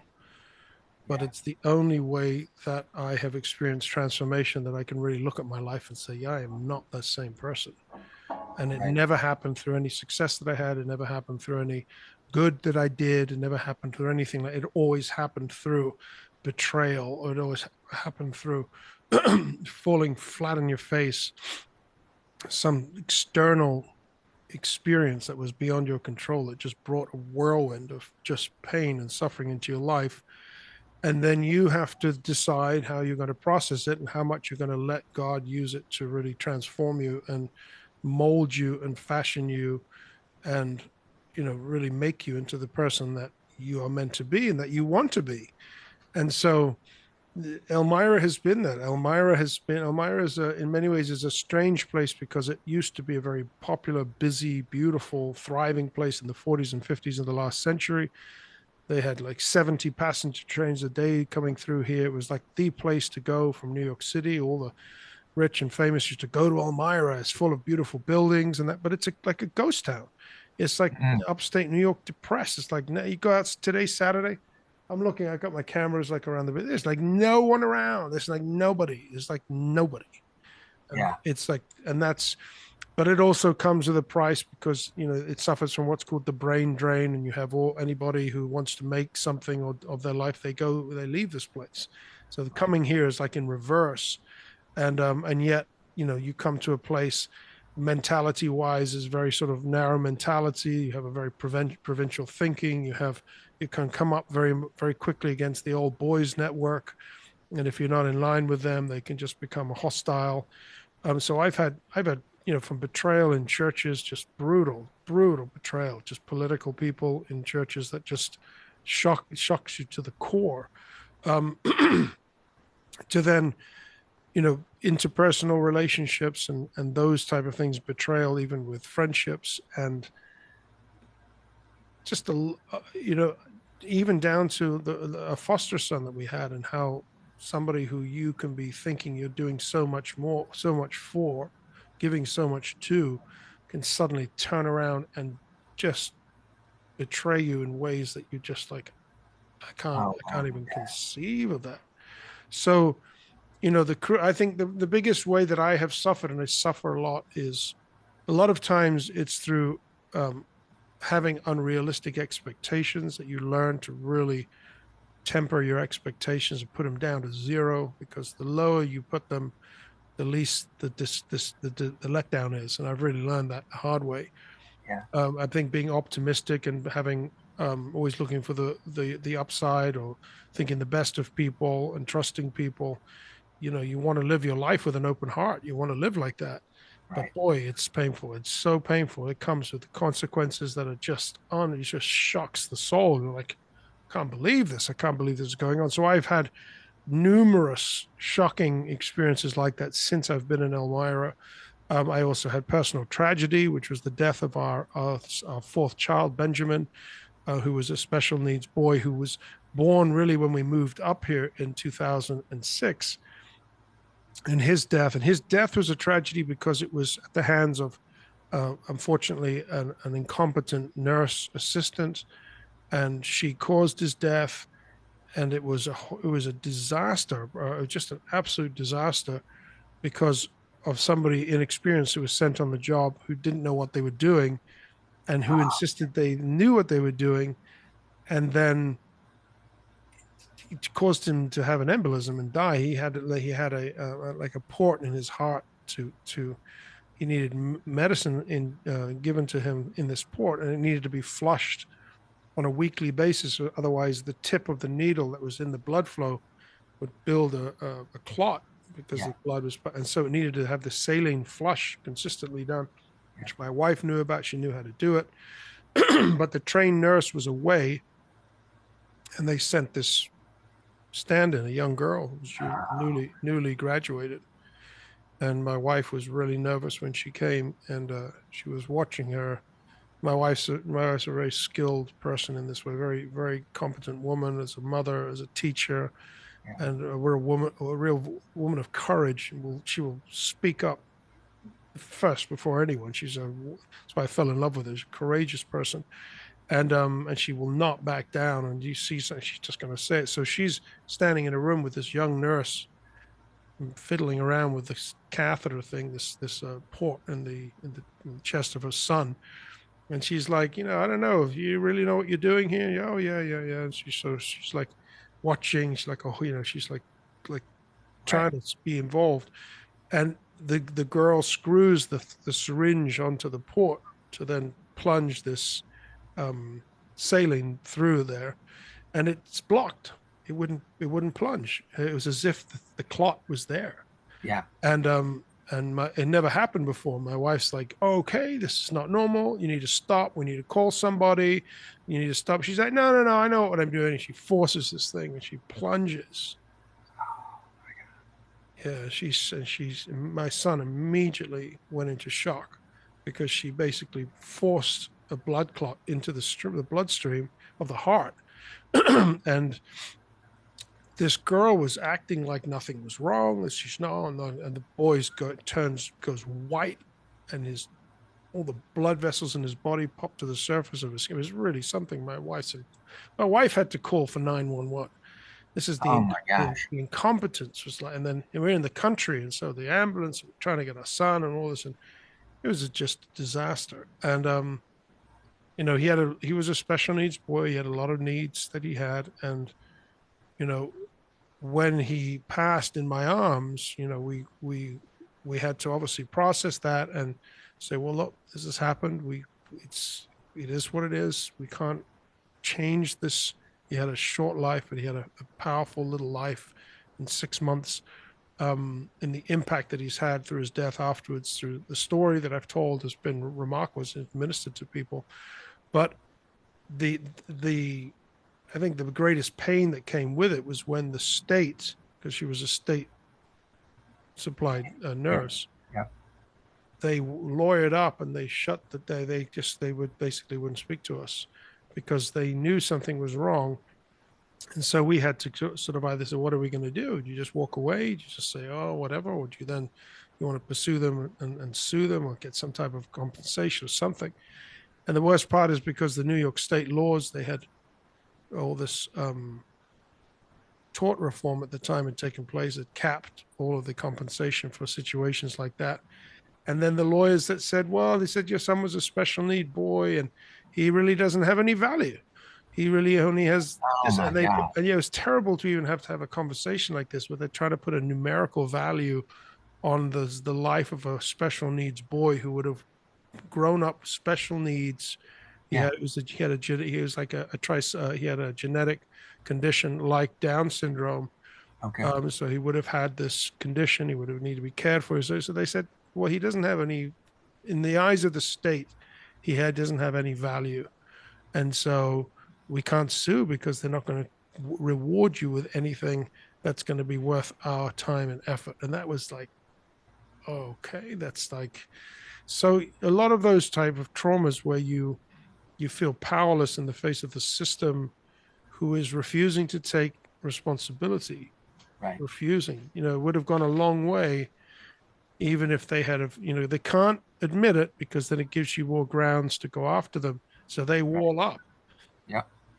But it would have gone a long way if someone had said, hey, you know what, we're terribly sorry or something, it's a tragedy or some type of thing. And so those type of experiences, and you go through them and they're real fires, and they challenge you to become bitter, which at times you are because Yeah. the pain is real. Yeah. But because of the grace of God, you can become better through the fire, because if you keep bringing it to him and saying, I can't take the pain, I can't deal with it, I can't help me, how do I deal with this? He will always show us a way through to healing and to a redemptive story that you can testify later in your life and say, yeah, that changed my life for the good. As much as it hurt, for the good, I became a better person. I understood God better. I understood life and death better. My son, as painful as it was, he died in my arms. He gave his last little breath in my arms, and that impacted and imprinted on my chest. I can't ever Wow. not have that experience. But God can use and uses even those things for good for those who love him and are called according to his purpose. That was my experience. And to see my wife, well into the beginning of the morning stage, wake up, though, whether she was in tears the night before, but wake up with her arms in the air saying Benjamin's with God, and just be able to shout that at the top of her voice and say, it's okay, he's gone to a better place. Yeah. We don't fear what comes after death because we serve the one who's alive. um it changes you because it really makes you connect with what you believe, and it makes what you believe really part of who you are rather than just something I believe. No, this is real, this is really what it is. And those traumas become these incredible instruments for this transformation in our thinking that then affects us for the rest of our days, and we are conformed to a way of thinking that's not the way around us. And and we've had people that they just, oh my goodness, it's like they viewed the death of our son as so tragic, which it was, but they're so sort of short-sighted in Right. life, and it's so confined to their understanding of their short life, and they think this is, oh my goodness, it's unrecoverable. And I said, well, no, I say, the pain is real, and we've been through it, and we've given it up, and but we now understand that we live in hope of a world to come, and we live in hope of seeing him again. It's okay. It's just a little patience. Just be a little patient. Time is going to pass, and we will be with him one day in the future. So those type of moments in the crucible are, everybody goes through them. Some people, you grow to welcome it in the sense of you've seen the transformation that it produces in the past, and suffering becomes, which is unbelievable in the climate we live in today, but it does and can become our bosom buddy, our best friend, becomes our most uninvited usual guest, which is suffering, because through it we become better. And then you're like, wow, well, I want to keep getting better. Well, you're going to keep suffering. Right. Right. this, Exactly. that's the recipe. There's no Yeah. way around it. There's no way. There's no way. And Yeah. but it's true. It's absolutely true.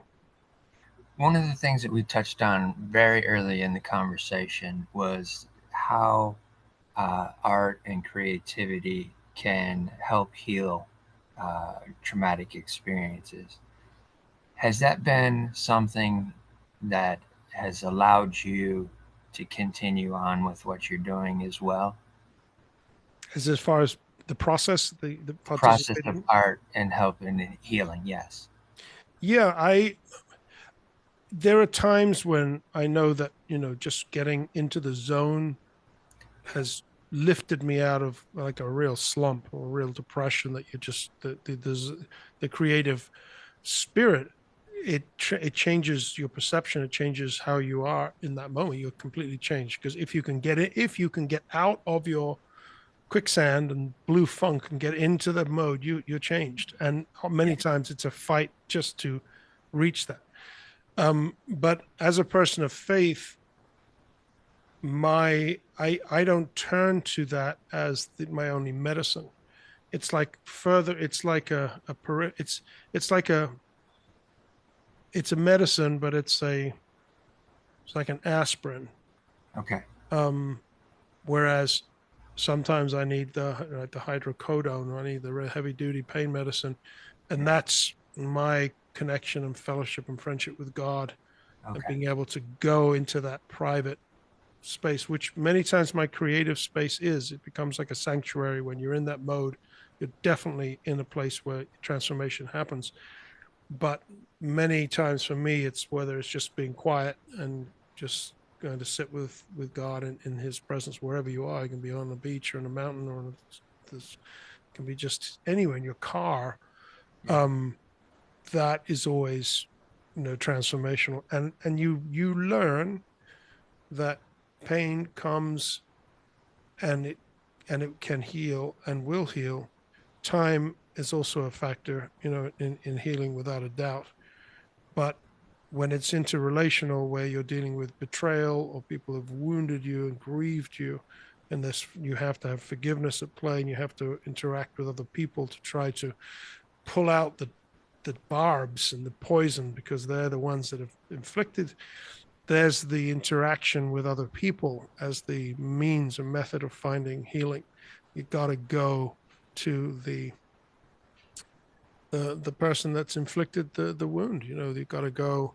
We did with the nurse. It took us years to. They wouldn't let us speak to her at first with our son. They Okay. kept her away because Yeah. they're trying to protect her. And it's like, this is the system. But years later, my wife ended up taking my other children. She had been hired by a different medical system, and my wife ended up in getting my other two children examined by her in another medical facility, where my wife had the opportunity to extend forgiveness to her, because Oh, this person had lived obviously in her own mind with the awareness of what had happened, but there was no resolution, there was no restitution, there was never any closure for her or for us, yeah. because we had to go to God for it, and we got what we needed, and we moved on and we lived. And Benjamin, in his memory and his who he is, lives with us until that day.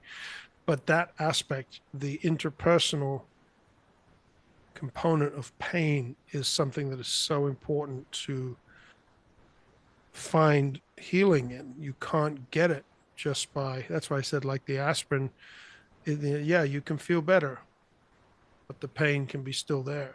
And Right. those deep, deep wounds that are interpersonal, only really ever get healed when you have a reconciliation with that person, when you sit down with them. And my wife got to say it, and this girl got to apologize.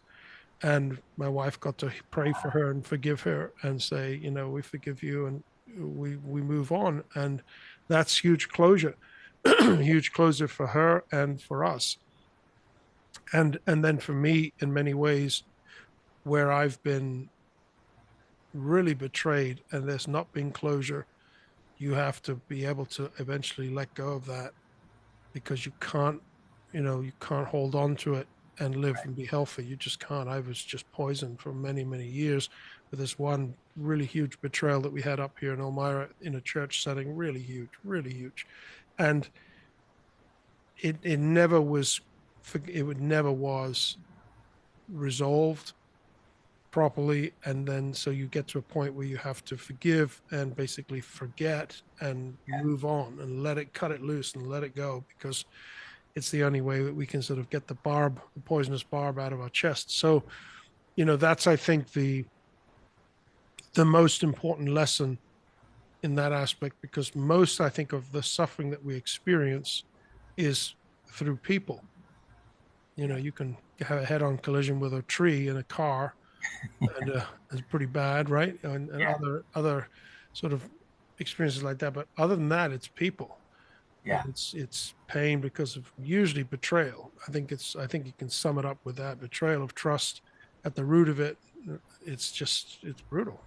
Parents, friends, family, spouses, people in authority, Yeah. and that leads me to the big free speech battle that I've had, because that's all about betrayal at the highest levels of the artistic world, government run, art world, Okay. and betrayal of trust and abuse, being the victim of abuse, of partisanship. It's a whole other thing, a whole other battle that I've been in.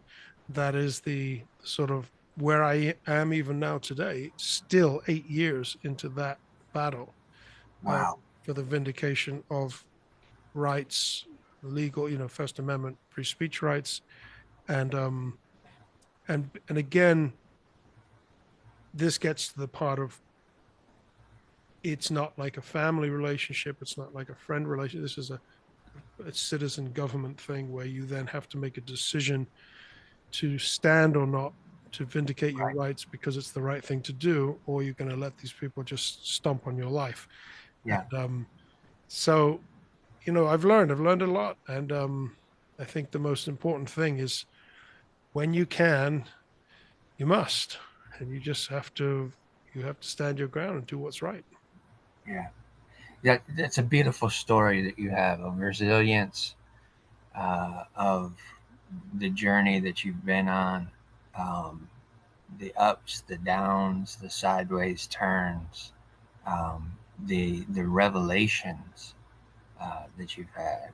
It's phenomenal, and I thank you for sharing that with me and the audience as well, Julian. It's been amazing. Um, Well, I think. kudos to you, Rich, because you have a real gift. I just want to say you have a real gift. You are able to mine the treasure, and that's such a critical component. Because yeah, I can have a story, but you are able to mine it and obviously present it to folks in a way that my direct sharing may not ever have happened. So I really appreciate being on today. It's been a real blessing. Oh, thank you. That that means a lot. Honestly, it does. That that doesn't that doesn't sit in the present of my mind. There, when you're just trying something new, there's always that doubt that you have Oh, the capability. there's no doubt. There's no doubt. It's wonderful. I appreciate that immensely. One of the things I always love to leave the audience with is just a an encouragement, uh, and that is to always listen to your heart, but be kind to your mind.